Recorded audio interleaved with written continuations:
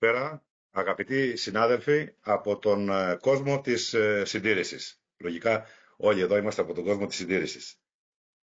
Είμαι ο Σπύρος ο Βαμβακάς, είμαι μηχανολόγος μηχανικός με αρκετά πολλά θα έλεγα χρόνια μέσα στη βιομηχανία, με αρκετά χιλιόμετρα μέσα στη βιομηχανία.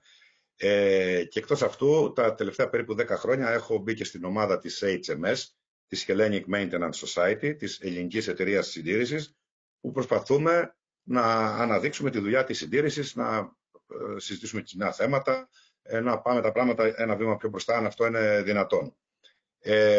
Μπορείτε να δείτε την HMS και να δείτε και εμάς και να μας γνωρίσετε είτε στο site, είτε στο LinkedIn, είτε στο κανάλι του YouTube. Στο κανάλι του YouTube να θυμίσω ότι ανεβαίνουν και τα webinar όπως αυτό που θα παρακολουθήσουμε σήμερα, μετά από λίγες μέρες βέβαια, όπου μπορεί να βρείτε εκεί και τα προηγούμενα που έχουν γίνει και να δείτε ακριβώς ποια είναι η δουλειά που κάνουμε. Το σημερινό webinar είναι το 13ο και έχει τον τίτλο, βλέπετε, αξιόπιστες πρακτικές λιπαντικής συντήρησης. Έχουμε τη χαρά να είναι παρουσιαστής ο Νίκος ο Κομινός από τους γκουρού της λίπανσης, με πολλά χρόνια εμπειρία και με την παροχή, όχι με το εμπόριο λαδιών και γράσων, αλλά με την παροχή λύσεων για τη λίπανση και έχει ήδη πολλές συνεργασίες με πολλές εταιρείες. Δεν διαβάζω τις λεπτομέρειες, τα bullets του σεμιναρίου, του webinar, θα τα δούμε. Επίσης έχουμε τη χαρά η φροντίδα μας είναι να οργανώνουμε 3 ή 4 webinar κάθε χρόνο. Ήδη και το επόμενο, το 14ο είναι δρομολογημένο για τις αρχές Δεκεμβρίου. Θα ανακοινωθεί η ημερομηνία ακριβώς. Ο τίτλος του θα είναι Office 5S, γιατί εκτός από τα καθαρά τεχνικά θέματα που συσχετίζονται με τη συντήρηση, προχωράμε και κάνουμε λίγο και κάποια πιο διοικητικά ή πιο μανατζερίστικα θέματα. Θα έχει τίτλο Office 5S, δηλαδή έχει ετοιμάσει ο Γιάννης ο Αναστασίου, επίσης μέλος και επίσης αντιπρόεδρος της HMS, έχει ετοιμάσει ένα ωραίο webinar πώς επεκτείνεται η φιλοσοφία του 5S και στους χώρους γραφείων κτλ. Οπότε, να μην το κουράζουμε άλλο, να δώσω λίγο το λόγο στον Γιώργο τον Εφρεμίδη, που είναι ο πρόεδρος της HMS, να κάνει ένα μικρό χαιρετισμό. Γιώργο. Ωραία, ευχαριστώ Σπύρο. Να καλησπερίσω όλους. Να πω ότι μετά την περίοδο του κορονοϊού που λίγο απομονωθήκαμε έχουμε αρχίσει και βρίσκουμε ξανά το βηματισμό μας. Βέβαια τα webinar μας δώσανε και εκείνη την περίοδο την ευκαιρία να ξαναείμαστε κοντά και σε επικοινωνία.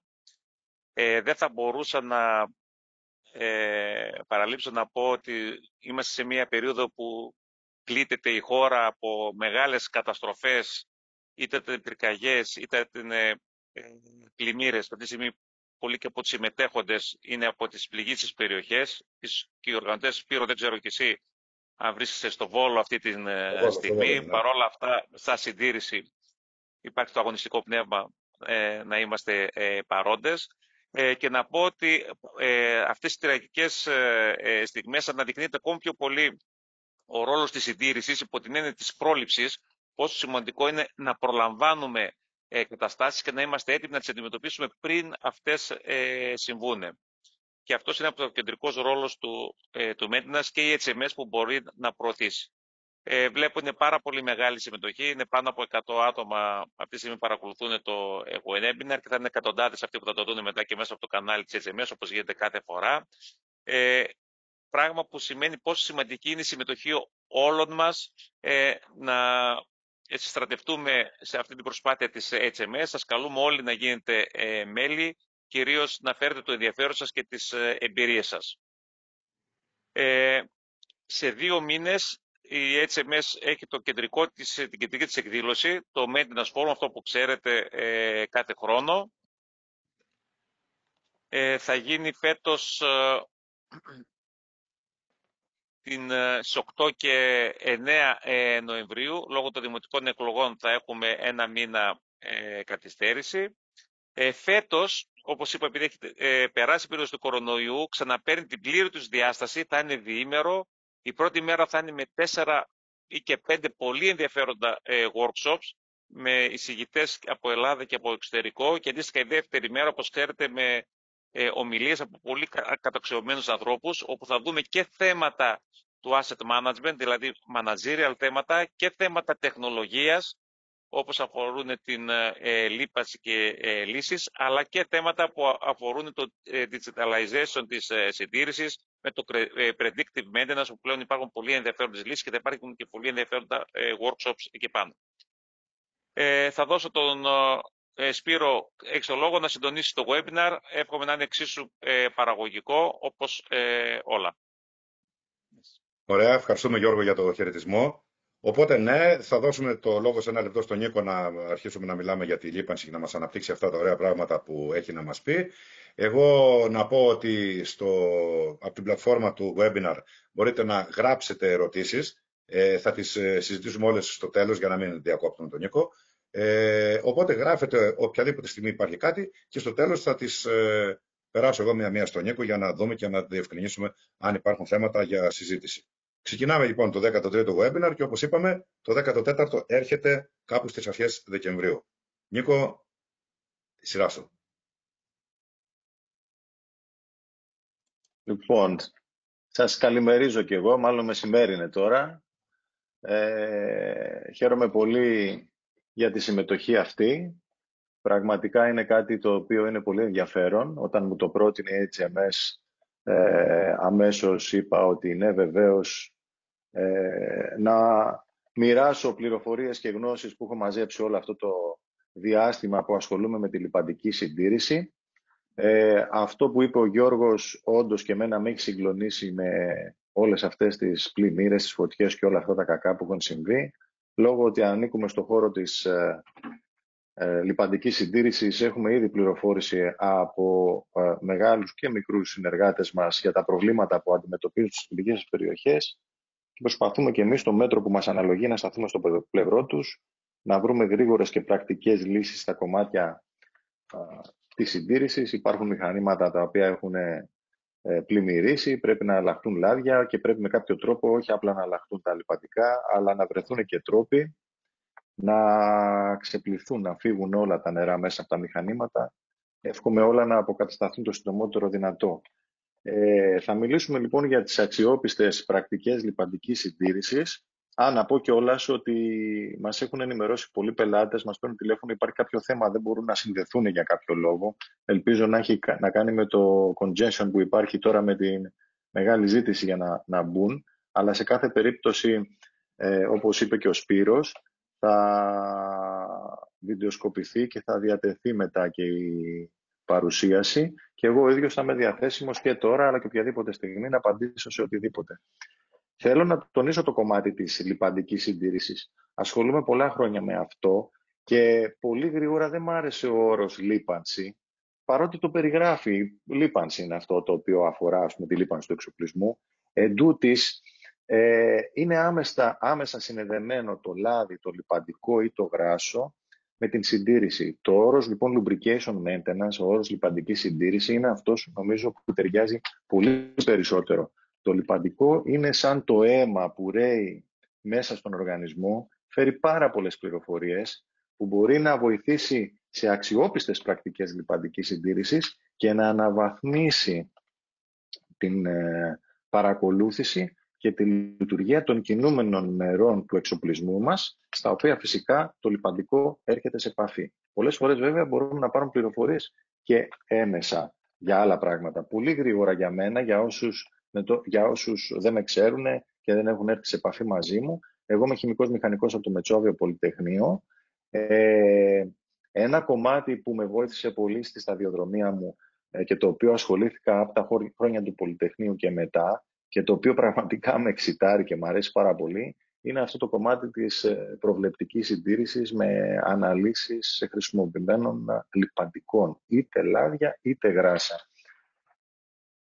Θεωρώ ότι είναι ένα πάρα πολύ ενδιαφέρον κομμάτι. Λειτουργεί κάποιος μηχανικός συντεκτιβικά τόσο για να αναβαθμίσει τη λιπαντική συντήρηση του εξοπλισμού, είτε για να κάνει root cause ανάλυση και γενικά και στην εταιρεία μου, τη Hexagon, με την οποία συνεργάζομαι, είμαι 24 χρόνια, αλλά και σε οποιοδήποτε άλλο φόρουμ ή ομάδα έχω συμμετάσχει, έχω δει ότι έχει πάρα πολύ μεγάλο ρόλο στο κομμάτι της λιπαντικής συντήρησης. Έχω ασχοληθεί με μελέτες λίπανσης, μελέτες αναλύσεων, on-site ελέγχους πολλούς, audit και σεμινάρια. Η αγάπη μου πιο πολύ είναι για το κομμάτι της λιπαντικής συντήρησης που με έχει βοηθήσει σε όλο αυτό το κομμάτι.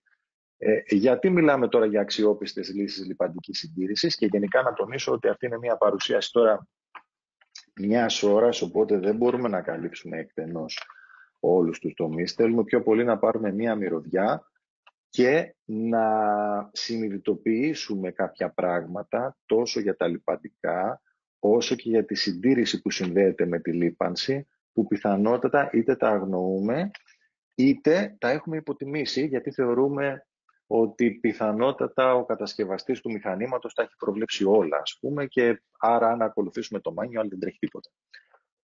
Η αναβάθμιση και οι αξιόπιστες πρακτικές λιπαντικής συντήρησης σίγουρα θα οδηγήσουν σε προστασία των εξοπλισμών.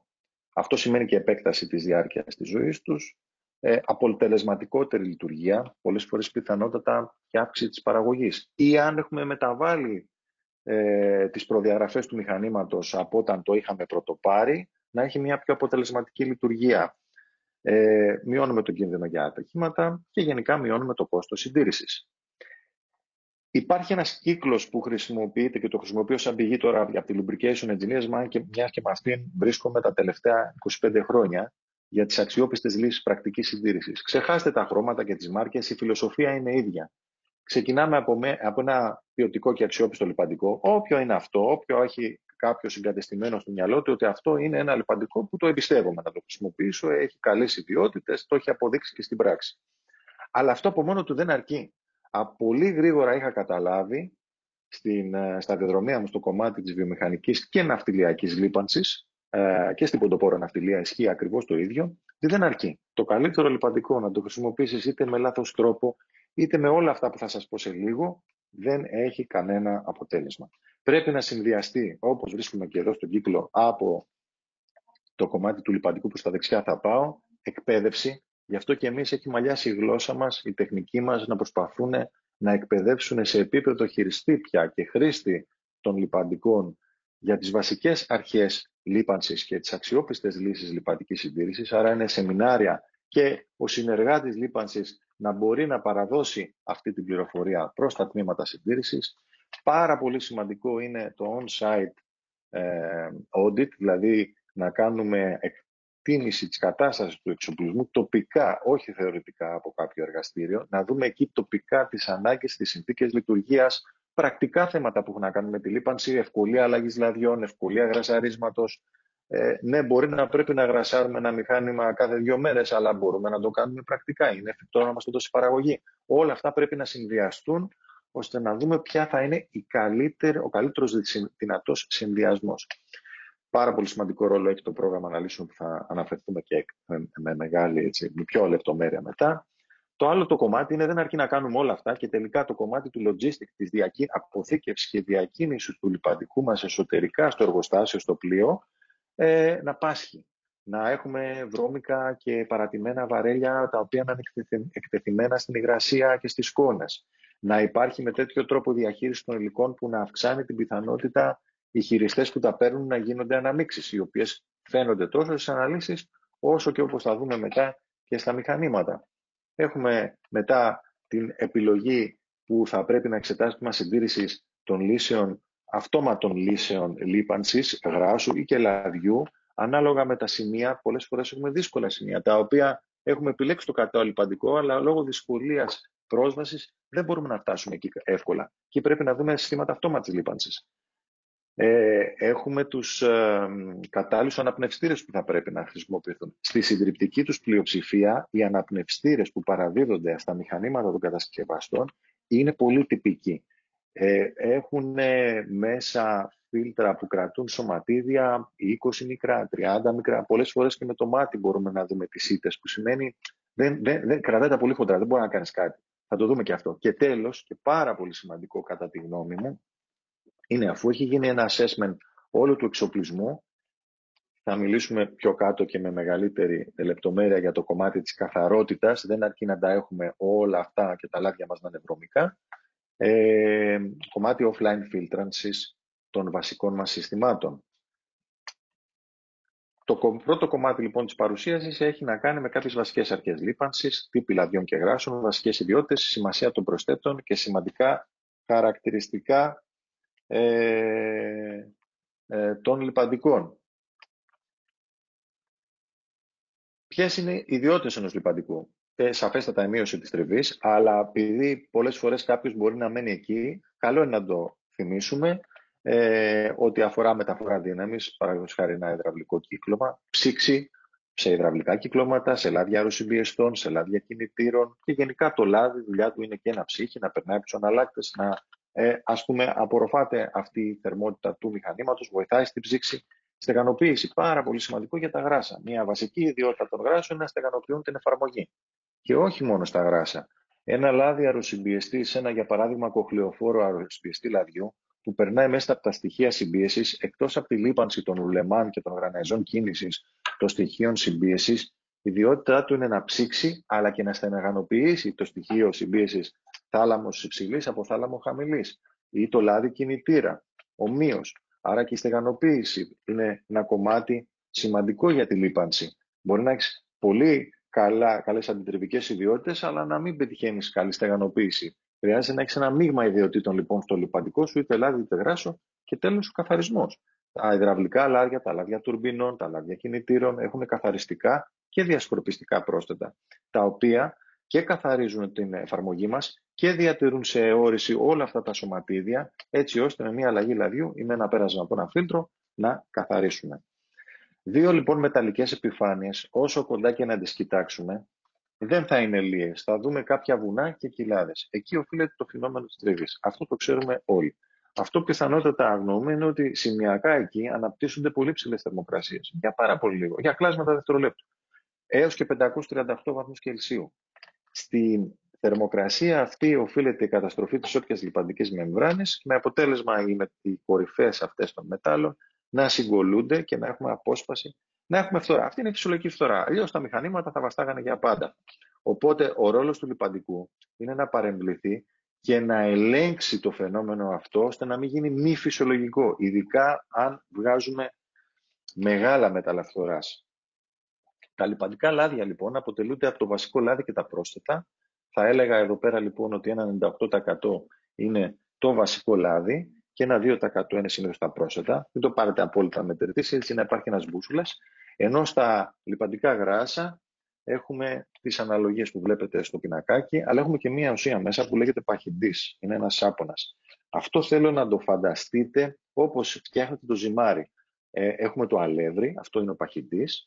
Με τον ίδιο τρόπο και στα γράσα ο παχυντής είναι μια πούδρα, όπου όπως ρίχνουμε το νερό στο αλεύρι και πίζει εκείνο το ζυμάρι, με τον ίδιο τρόπο και στα γράσα ρίχνουμε το βασικό λάδι μέσα στον παχυντή, ρουφάει ο παχυντής το λάδι και πίζει και φτιάχνουμε το γράσο. Για όλες αυτές τις εφαρμογές που δεν μπορούμε να βάλουμε λάδι. Σε ένα ρουλεμάν, ας πούμε, που αν δεν έχεις την απόλυτη στεγάνωση, δεν μπορείς να βάλεις, θα φύγει το λάδι.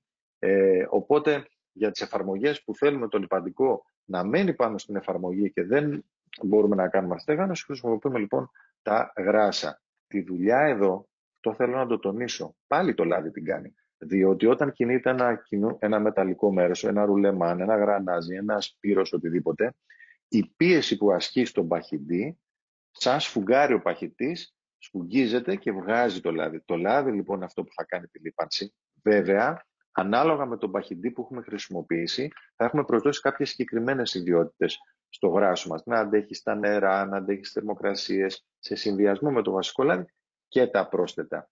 Αλλά ο παχυντής παίζει πολύ σπουδαίο ρόλο σε αυτό το κομμάτι. Και βοηθάει ανάλογα με τον παχυντή κατά πόσο το λάδι που θα βγει θα μπορέσει μετά να το ξαναρουφήξει πίσω όταν σταματήσει.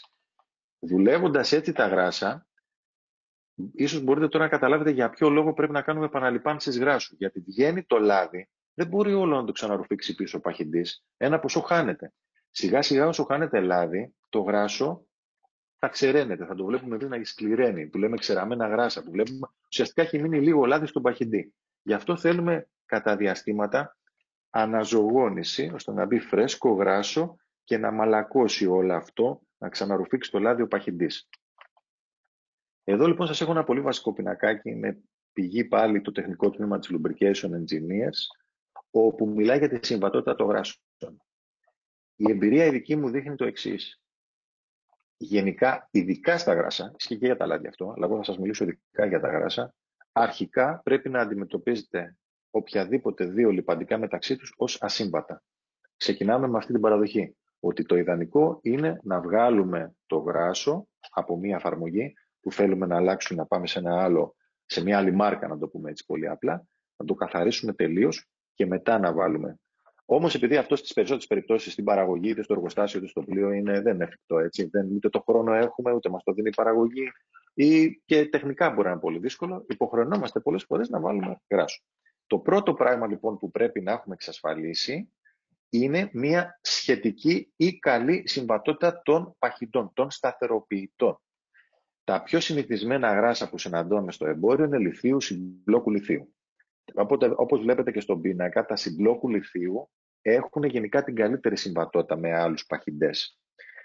Τι μπορεί να συμβεί αν δεν είναι συμβατοί αυτοί μας οι παχυντές? Αυτό το οποίο μπορεί να συμβεί είναι αυτό το οποίο περιγράψαμε πριν, όπου το λαδάκι το ρουφάει ο παχυντής σας φουγγάρι, αυτή η ιδιότητα να απολεστεί ως έναν βαθμό. Με αποτέλεσμα πολύ γρήγορα με τη χρήση, με τη θερμοκρασία, με τις πιέσεις, το λαδάκι που έχει μέσα ο σάπωνας, ο παχυντής, να φύγει και το γράσο μας να ξεραθεί. Και εμείς να λέμε «μα εγώ γράσαρα» και την άλλη μέρα να ανάψει αυτό και να πάθει ζημιά. Και να λες «μα εγώ γράσαρα, τι έγινε?» Οπότε το πρώτο βασικό σημείο, αν πρέπει να αλλάξουμε, είναι να επιτύχουμε συμβατότητα των παχυντών. Σε δεύτερο χρόνο, η εφαρμογή, ακόμα και έτσι, δεν σημαίνει ότι όλα θα πάνε καλά. Πρέπει να παρακολουθηθεί η θερμοκρασία της, οι κραδασμοί της, και ακόμα αν είναι πολύ κρίσιμη η εφαρμογή, και ανάλυση γράσου πρέπει να πάρθει. Θεωρητικά, για να ελεγχθεί μια συμβατότητα μεταξύ δύο λιπαντικών, είτε λάδια είτε γράσα, και να είμαστε 100% σίγουροι, πρέπει να γίνει εκτενής εργαστηριακός έλεγχος, να αναμειχθούν αναλογίες γράσων 20% από το ένα, 80% από το άλλο, μισά-μισά και ανάποδα, και να γίνουν όλοι οι ποιοτικοί έλεγχοι που γίνονται και στα φυλάδια των τεχνικών χαρακτηριστικών, για να δούμε ποιο είναι το τελικό αποτέλεσμα. Όσον αφορά τώρα τα βασικά λάδια έχουν κατηγοριοποιηθεί κυρίως από το API, το American Petroleum Institute. Έχουμε τρεις τύπους ορυκτελέων βασικών λαδιών, το API Group 1, 2, 3. Μετά έχουμε το API Group 4, το οποίο είναι τα συνθετικά ή πολυαλφαολεφίνες. Θα πούμε λίγα λογάκια, δεν θέλω να σας κουράσω για αυτά, για να πάμε σε πιο πρακτικά θέματα, αλλά είναι σημαντικό για να καταλάβετε κάποια πράγματα. Και όλα τα υπόλοιπα, συνθετικά, βιολογικά, οτιδήποτε, είναι το Group 5. Σε γενικές γραμμές, αυτό που πρέπει να σας μείνει είναι ότι οποιοδήποτε λιπαντικό, λάδι ή γράσο, είναι μια οργανική ένωση. Και όταν λέμε οργανική ένωση, εννοούμε ενώσεις του άνθρακα. Ο άνθρακας στις εικόνες που σας έχω βάλει συμβολίζεται με το C, το carbon. Και το H είναι το υδρογόνο, hydrogen. Μεταξύ τους ενώνονται με κάτι παυλίτσες. Αυτή είναι η χημική δεσμή. Αυτό που πρέπει να σας μείνει είναι ότι στη φύση ό,τι πιο απλό σαν δομή είναι πολύ σταθερό. Έτσι, η αριστερή πάνω εικόνα που έχει άτομα άνθρακα με άτομα υδρογόνου ενωμένα με μία παυλίτσα, με μονό χημικό δεσμό όπως λέμε, είναι πιο σταθερή. Σταθερή τι σημαίνει?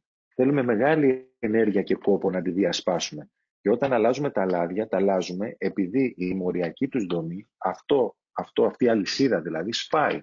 Και σπάει και δεν μπορούμε να ελέγξουμε τι θα γίνει, γιατί ενώνονται αυτά μεταξύ τους και γίνεται αχταρμάς. Γίνονται μεγάλα μόρια και αρχίζει και ανεβαίνει η ρευστότητα του λαδιού, του εξόδους που θα δούμε τι είναι, ή γίνονται άλλες πολυμερείς ενώσεις, τα βερνίκια, που και αυτά θα δούμε τι είναι, που πάνε και επικάθονται μέσα στο κύκλωμά μας, στους εναλλάκτες μας, στις ολυνώσεις μας, στα ρολεμάν μας, και μακροπρόθεσμα μας δημιουργούν πολύ μεγάλα προβλήματα φθοράς και άλλα. Δίπλα έχω ένα ακόρεστο, όπως λέω, και από κάτω ένα πολυακόρεστο. Ακόρεστος σημαίνει ότι έχει ένα διπλό δεσμό. Παρότι κάποιος θα έλεγε, μα καλά, αφού αυτό είναι ενωμένο με δύο δεσμούς, έχει δύο κάβους, άρα είναι πιο γερό. Δεν ισχύει αυτό, γιατί ο ένας κάβος είναι ασθενής, είναι πιο εύκολο να σπάσει. Και όταν σπάσει και ελευθερωθεί, δεν ξέρω μετά με τι θα ενωθεί. Χημικά, για να μην σας μπλέξω με ορολογίες, θα μπορούσε να ενωθεί με κάτι και να γίνει οξύ, που γίνεται πολύ συχνά. Οπότε, ξεκινάμε και λέμε ότι ακόμα και για τα ορυκτέλεα, λέμε λοιπόν ότι έχω ορυκτέλεο το ένα, ορυκτέλεο το άλλο. Και ίδια ρευστότητα το ένα, ίδια ρευστότητα το άλλο. Βλέπουμε όμως ότι αυτές οι τρεις μορφές που βλέπετε εδώ είναι ορυκτέλεα. Αλλά δεν είναι το ίδιο πράγμα. Καταλάβατε? Έτσι λοιπόν το API λέει Group 1 είναι αυτά τα οποία έχουν κάτω από 90% κορεσμένους υδρογονάνθρακες. Group 2 και 3 είναι πάνω από 90%. Ο δείκτης εξόδους που αναφέρεται στην τελευταία στήλη είναι ένας αριθμός χωρίς μονάδα μέτρησης, ο οποίος εκφράζει το πόσο εύκολα ή δύσκολα μεταβάλλεται το εξώδες, η ρευστότητα ενός υγρού, ενός λιπαντικού στην προκειμένη περίπτωση λαδιού, σε σχέση με τη θερμοκρασία. Όσο πιο μεγάλος είναι αυτός ο αριθμός, τόσο μικρότερη είναι η μεταβολή σε σχέση με τη θερμοκρασία. Και μας κάνει αυτό, έτσι, όταν έχουμε ένα λάδι με τη λιπαντική του μεμβράνη σε μια εφαρμογή, να μην υπερθερμανθεί. Όταν υπερθερμανθεί, μειωθεί πολύ η ρευστότητά του και όπως θα δούμε και το πάχος της λιπαντικής μεμβράνης. Λίγα λόγια για τα συνθετικά εδώ πέρα, για να φύγουμε από το θεωρητικό κομμάτι. Τα συνθετικά λάδια, για παράδειγμα οι πολυαλφαολεφίνες, δεν φτιάχνονται από την διήλυση του πετρελαίου. Δεν το παίρνουμε δηλαδή από το πετρέλαιο, το πάμε στο δηληστήριο και φτιάχνουμε ένα ορυκτέλειο. Φτιάχνεται με χημικό τρόπο, συνθετικά. Και με αυτό, μάλιστα ιστορικά, να σας πω και αυτό έτσι έχει ενδιαφέρον, αυτά αναπτύχθηκαν τα συνθετικά λάδια πρώτη φορά από την ναζιστική Γερμανία όταν είχε αποκοπεί από τις πετρελαιοπαραγωγές, ας πούμε, περιοχές και ψάχναν τρόπο να φτιάξουν λάδια για τα τάγκς τους και όλα αυτά. Επειδή φτιάχνεται λοιπόν με απόλυτα ελεγχόμενο τρόπο, είναι πολύ καθαρή ένωση. Άρα ξέρουμε σίγουρα ότι δεν έχει διπλούς δεσμούς και δεν έχει και επιμολυντές. Ενώ τα βασικά λάδια, τα άλλα, τα ορυκτέλεα, δεν είναι εύκολο να πάρεις ένα 100% παραφινικής φύσης ευθεία αλυσίδα χωρίς κανένα διπλό δεσμό μέσα. Θα πάρεις κυρίως αυτό που προσπαθείς να πάρεις, αλλά και άλλες ουσίες που όταν πάει να δουλέψει το λιπαντικό, λειτουργούν σαν ζαβολιάριδες που μας το σπάνε πιο γρήγορα κτλ. Υπάρχει λοιπόν ένας μύθος γύρω από αυτό. Πολλές φορές ακούμε ότι τα συνθετικά λάδια είναι τα καλύτερα. Εγώ δεν το θεωρώ αυτό. Εγώ αυτό που λέω είναι ότι τα συνθετικά λάδια είναι πιο σταθερά σε βάθος χρόνου όταν αυτά δουλεύουν σε υψηλές θερμοκρασίες, σε χαμηλές θερμοκρασίες, συγκρινόμενα με ένα απλό ορυκτέλεο. Και επειδή έχουν πολύ πιο οργανωμένη δομή, έχουμε σε γενικές γραμμές ένα καλύτερο συντελεστή ολίσθησης, αλλά είναι και άλλες ιδιότητες που πρέπει να εξετάσουμε. Η συμβατότητα με τα σταγανοποιητικά τμήματα, η διαχωρισμότητα με το νερό. Γενικά λοιπόν, ας μην παίρνουμε σαν πανάκι ότι άρα πάω σε συνθετικό είναι καλό. Η επιλογή συνθετικού πρέπει να γίνεται κυρίως βάσει των συνθηκών θερμοκρασίας της εφαρμογής, όχι των φορτίων. Παραδείγματα τώρα που θέλω να σας δείξω για να σας μείνουν. Εδώ έχουμε δύο λάδια ίδιας ρευστότητας ορυκτέλεα. Ποιος ο ρόλος του βασικού λαδιού στην αναμειξιμότητα, για παράδειγμα, με το νερό. Και θα δούμε λοιπόν ότι το ένα διαχωρίζεται εύκολα, ίδια ρευστότητα, ορυκτέλεα. Το άλλο δεν διαχωρίζεται εύκολα. Απευθείας λοιπόν εδώ μπαίνει το εξής. Μιλήσαμε πριν για τη συμβατότητα των γράσων. Εδώ λοιπόν πρέπει να θυμόμαστε ότι δεν είναι έτσι απλό όταν έχω δύο ορυκτέλεα να τα αναμίξω. Επίσης, θέλει λίγο προσοχή, θέλει να το παρακολουθήσω με αναλύσεις. Επίσης, δεν σημαίνει ότι θα πάρουμε τις ίδιες ιδιότητες στο τέλος. Ομοίως, λιπαντικά κυβωτίων ταχυτήτων, ορυκτέλεα και τα δύο, όπου διαφοροποιείται η συμπεριφορά του ενός με το άλλο πάρα πολύ λόγω των προσθέτων. Άρα, αν ο κατασκευαστής έλεγε ότι θέλω ένα ορυκτέλεο ISO VG320 για τη χρήση των μειωτήρων κτλ. Και τα δύο το καλύπτουν αυτό. Και τα δύο είναι ορυκτέλεα αυτής της δομής. Όμως, πάλι λοιπόν εδώ, αυτό έρχεται και λέει να μας βάλει μια πρώτη ιδέα ότι παιδιά, ναι, δεν είναι ακριβώς έτσι. Δεν είναι όλα τα ορυκτέλεα το ίδιο. Παίζουν ρόλο όλες οι εικόνες, όλα τα πρόσθετα. Άρα πρέπει να είμαστε προσεκτικοί και στην επιλογή του αρχικού λιπαντικού και στη συμβατότητα.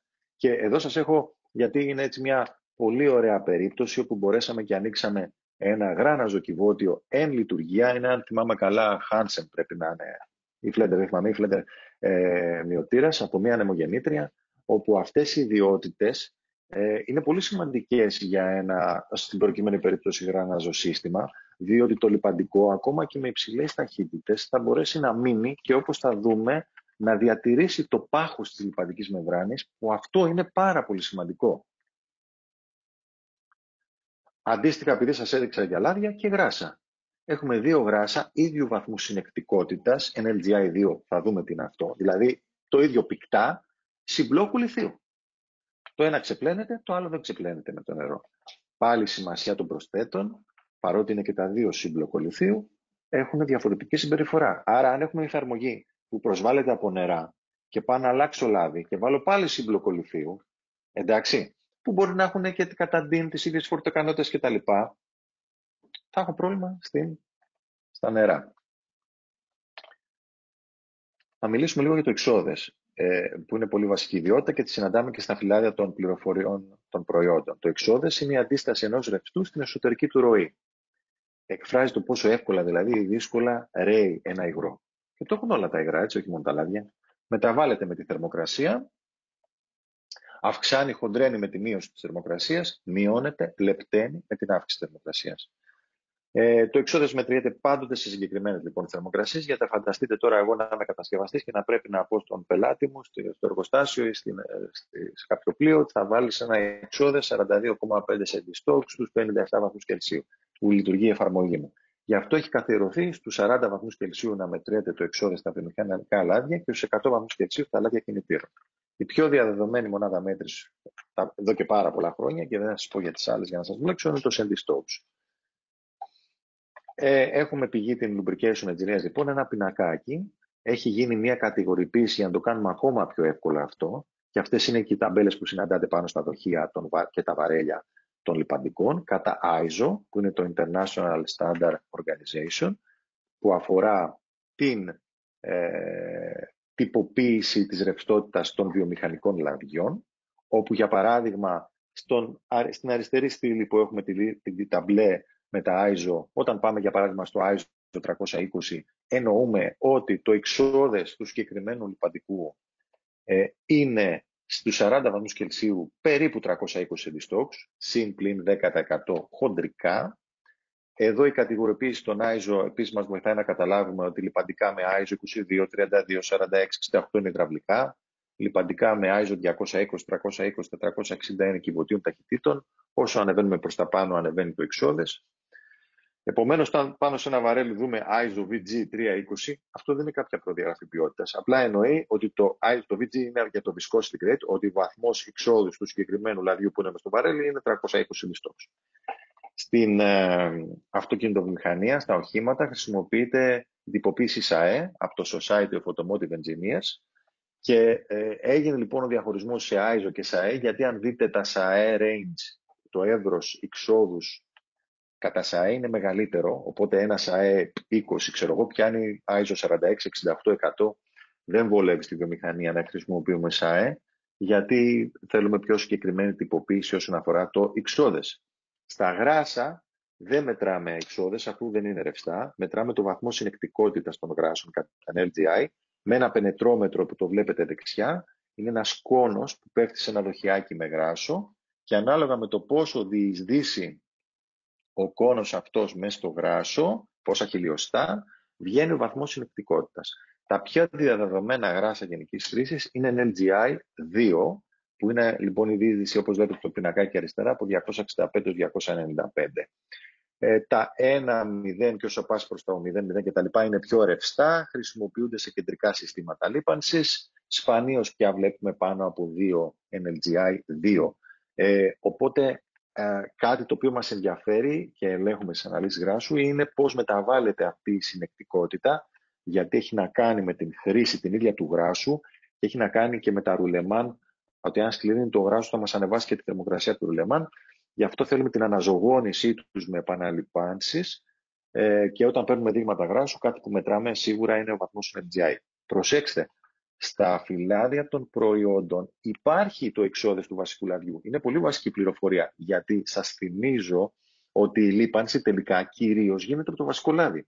Γίνεται συμπίεση του οπαχυντή, βγαίνει το λάδι. Οπότε μας ενδιαφέρει και αυτό, και το βασικό λάδι, το εξώδες του. Απλά για να μπορούμε να μιλάμε την ίδια γλώσσα όσον αφορά τα γράσα, μιλάμε για τη συνεκτικότητά τους με το βαθμό NLGI. Εδώ αυτό το slide είναι μια πάρα πολύ βασική πληροφορία για να μπορέσετε να παρακολουθήσετε και το υπόλοιπο σεμινάριο. Μιλήσαμε πριν για βουνά και κοιλάδες, την τραχύτητα των επιφανειών. Υπάρχει λοιπόν μία μέση τραχύτητα που έχει κάθε επιφάνεια. Η μέση απόσταση μεταξύ αυτών των βουνών και των κοιλάδων. Ταυτόχρονα, όταν παρεμβάλλουμε, ρίχνουμε λιπαντικό, υπάρχει ένα μέσο πάχος της λιπαντικής μεμβράνης. Δημιουργείται ένας λόγος που λέγεται λάμδα, λοιπόν, που είναι στον αριθμητή έχουμε το μέσο πάχος της λιπαντικής μεμβράνης και στον παρονομαστή έχουμε τη μέση τραχύτητα. Ο κατασκευαστής, όταν φτιάχνει το μηχάνημα, εκεί επικεντρώνεται όσον αφορά τη λιπαντική συντήρηση. Θέλει να πετύχει ένα λόγο λάμδα που να είναι τουλάχιστον 1,5 φορά παραπάνω να είναι πάνω από 1,5, που σημαίνει ότι το πάχος της λιπαντικής μεμβράνης τουλάχιστον μια φορά παραπάνω από τη μέση τραχύτητα.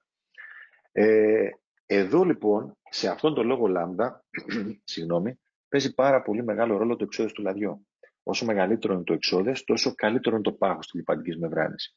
Παράλληλα, υπάρχει μια ισορροπία. Από ένα σημείο και μετά, αν κάνουμε ένα λάδι να είναι πολύ παχύ στη θερμοκρασία λειτουργίας της εφαρμογής, θα δημιουργηθούν μετά εσωτερικές τριβές και ροές από το εξώδες του λαδιού. Οπότε χρειάζεται μια λεπτή ισορροπία εκεί. Κάτω σας έχω 2 εικονίδια που αφορούν τους πιο βασικούς τύπους λίπανσης. Σας είπα, το σεμινάριο αυτό είναι μιας ώρας μόνο για τους τύπους λίπανσης. Θεωρητικώς θα μπορούσαμε να μιλάμε με τις ώρες. Αλλά αυτό που θέλω να σας μείνει μόνο, σε συνδυασμό με την παραπάνω εικόνα, είναι συνήθως σε όλες μας τις εφαρμογές, είτε θα έχουμε λίπανση οριακής μεμβράνης, το boundary lubrication κάτω δεξιά, όπου παραπάνω από το 90% των φορτίων στέκονται σε αυτές τις κορυφές και δεν επαρκεί μόνο η λιπαντική μεμβράνη για να μειώσει αυτές τις επαφές. Εκεί πρέπει να βάλουμε τα λεγόμενα EP additives, extreme pressure additives, πρόσθετα υψηλών πιέσεων, που κάνουν μια χημική αγκύρωση πάνω στη μεταλλική επιφάνεια και κάνουν και έναν δεσμό με το λάδι και το τραβούν να στέκεται πάνω στην επιφάνεια, έτσι ώστε όταν πάνε να έρθουν σε επαφή αυτές οι κορυφές να θυσιάζουν τον εαυτό τους. Και έχουμε και την ελαστοϊδροδυναμική λίπανση. Μπορώ να πω πάρα πολλά εδώ, όμως δεν μας φτάνει ο χρόνος. Δείτε τώρα, μιλήσαμε για το πάχος της λιπαντικής μεμβράνης. Δείτε εδώ τις διαστάσεις, συνήθες διαστάσεις που συναντούμε όταν έχουμε διάφορους τύπους λίπανσης. Βλέπουμε ότι μπορεί να έχουμε και κάτω από ένα μικρό πάχος λιπαντικής μεμβράνης. Εμείς σαν άνθρωποι, ας πούμε, με την όρασή μας, μπορούμε να δούμε εκεί στα 40-50 μικρά. Άρα πρώτα απ' όλα ξεκινάμε, αν δείτε σε κανένα φίλτρο λαδιού γρέζι, μιλάμε ότι είναι πολύ μεγάλο σαν διάσταση, έτσι. Φανταστείτε λοιπόν ότι αυτό γιατί είναι πολύ σημαντικό. Γιατί η βιβλιογραφία και η πράξη δική μας όλα αυτά τα χρόνια δείχνει ότι το μεγαλύτερο ποσοστό της φθοράς στον εξοπλισμό προκαλείται από αυτά τα μικροσωματίδια. Αυτά τα μικροσωματίδια μπορεί να είναι σωματίδια που έχουν μπει από το περιβάλλον, σαν μόλυνση του μηχανήματος εσωτερική ή τα μέταλλα φθοράς. Και όλα αυτά δημιουργούν ένα momentum στη φθορά. Τι πρέπει να κάνουμε? Είναι πάρα πολύ σημαντικό και δυστυχώς βλέπω ότι δεν ας πούμε, παρακολουθείτε αυτό συστηματικά από τα περισσότερα τμήματα συντήρησης. Η παρακολούθηση του βαθμού καθαρότητας των λιπαντικών κατά ISO 4406. Τι κάνουμε εδώ πέρα? Επικεντρωθείτε αρχικά σε αυτό το slide κάτω αριστερά που έχουμε έναν αριθμό και λέμε 18/16/13. Το 18 είναι ένας αριθμός αναφοράς για τη συγκέντρωση σωματιδίων πάνω από 4 μικρά. Το 16 για τη συγκέντρωση σωματιδίων πάνω από 6 μικρά. Και το 13 για τη συγκέντρωση σωματιδίων πάνω από 14 μικρά.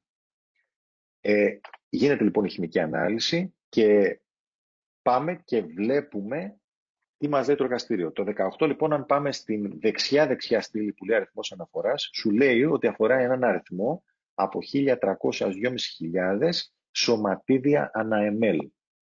Το συγκεκριμένο παράδειγμα λοιπόν που έχουμε βάλει εδώ μας βρήκε ότι έχει 1.752 σωματίδια.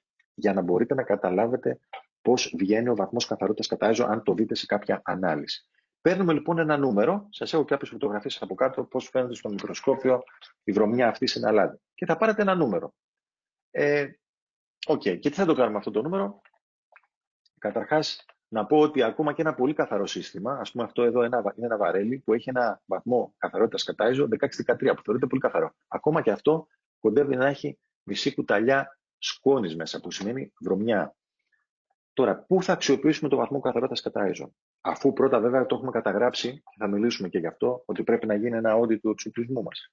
Υπάρχει λοιπόν διεθνώς στη βιβλιογραφία κάποιες προτάσεις. Εδώ σας έχω από την PAL Corporation από την Αμερική και σου λέει ότι για ένα σημαντικό μηχάνημα πρέπει να έχει καθαρότητα τουλάχιστον 28, 18, 20, 18, 14. Καλύτερη καθαρότητα αυξάνει με γεωμετρική πρόοδο την αξιοπιστία της εφαρμογής μου και τη μακροζωία της. Εδώ σας έχω κι άλλο ένα πινακάκι από τη Heidelberg.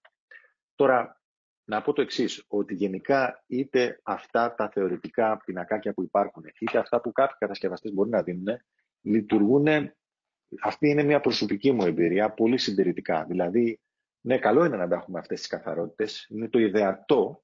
Μου θυμίζει λιγάκι όμως και τα όρια που μπαίνουν στην υγεία, όταν σου λέει η χολυστερίνη πρέπει να είναι εκεί, η πίεση πρέπει να είναι εκεί, και κάθε 3 και λίγο τα κατεβάζουν όλο και πιο χαμηλά, όλο και πιο χαμηλά.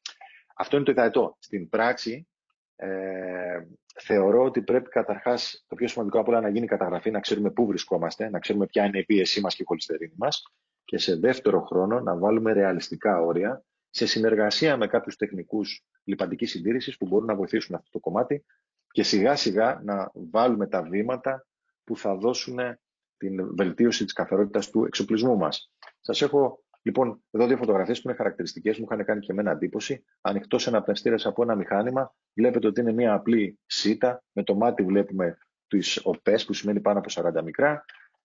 Όταν έχει λοιπόν ένα μηχάνημα, εδώ είναι στην περίπτωση ένας μειωτήρας, χοντρικά να θυμάστε ότι για κάθε 10 βαθμούς Κελσίου που μεταβάλλεται η θερμοκρασία της εφαρμογής, έχουμε εναλλαγή 10% του ελεύθερου όγκου. Άρα αναπνέει το μηχάνημα. 50 με 70% των σωματιδίων προέρχονται από το περιβάλλον. Λοιπόν, είναι σημαντικό να καταλάβουμε αυτή την αναπνοή, ειδικά για μηχανήματα διαλείποντος έργου που δουλεύουν, σταματάνε. Όπως έχουμε στα εργοστάσια παραγωγής ενέργειας, για παράδειγμα, αλλά και αλλού. Κάθε φορά που ψύχεται το μηχάνημα, πάει στη θερμοκρασία περιβάλλοντος, μετά θα πάει στη θερμοκρασία λειτουργίας. Αν φτάσει, ας πούμε, στους 20 και πάει μετά στους 50, έχουμε 30% του ελεύθερου χώρου πηγαίνω-έρχεται. Με ένα τέτοιο αναπνευστήρα έχει πάρει από το περιβάλλον ό,τι έχει έξω, το έχει πάρει μέσα. Η συνήθις μέθοδη λιπαντικής συντήρησης. Χρήση λιπαντικού σύμφωνα με τις τάσεις του κατασκευαστή. Αυτό είναι και το ιδανικό αρχικά, γιατί σε πάρα πολλές επισκέψεις που έχω κάνει, σου λέει το μηχάνημα παλιό, δεν έχω μάνιο, αλλά βάζω αυτό, γιατί βάζεις αυτό, γιατί αυτό έβαζε και ο προηγούμενος. Χωρίς να το έχουμε κάνει αναλύσεις, να δούμε τι γίνεται κτλ. Λιπαντική συντήρηση βάσει χρόνου, αλλαγές λαδιού και φίλτρων και οτιδήποτε άλλο χρειάζεται, όπου λέει το manual. Και λιπαντική συντήρηση βάσει κατάστασης που το παρακολουθούμε με αναλύσεις λαδιού, δονής, υπέρηχους και ό,τι άλλο. Εδώ έχω το εξής να παρατηρήσω. Με όλα αυτά που σας είπα πριν για τα πρόσθετα, για το ορυκτέλα κτλ. Είναι όλα τα λιπαντικά που καλύπτουν τις προδιαγραφές του κατασκευαστή ίδια. Πρέπει λίγο να το δούμε αυτό, εφόσον μας ενδιαφέρει να βελτιώσουμε την αξιοπιστία της λιπαντικής μας συντήρησης. Αν κάνουμε συντήρηση βάση χρόνου, σε γενικές γραμμές μας είναι ψηλοάγνωστη η κατάσταση του εξοπλισμού. Αν κάνουμε συντήρηση βάση κατάστασης, εδώ τώρα λοιπόν έρχεται το κομμάτι αυτό που σας έλεγα, ο πόνος ο δικός μου, που έχει μαλλιάσει η γλώσσα μου να το λέω. Νομίζω είχα κάνει και παρουσίαση σε ένα συνέδριο συντήρησης παλαιότερο ακριβώς για αυτό το θέμα. Υπάρχει εξής παρανόηση με τις αναλύσεις λαδιών. Όσοι από εσάς κάνετε αναλύσεις λαδιών, ίσως καταλάβατε τι εννοώ. Η ανάλυση λαδιού είναι ένα σύνολο ελέγχων που κάποιος ειδικός, ένας γιατρός, πρέπει να σου έχει γράψει τις εξετάσεις που πρέπει να κάνεις.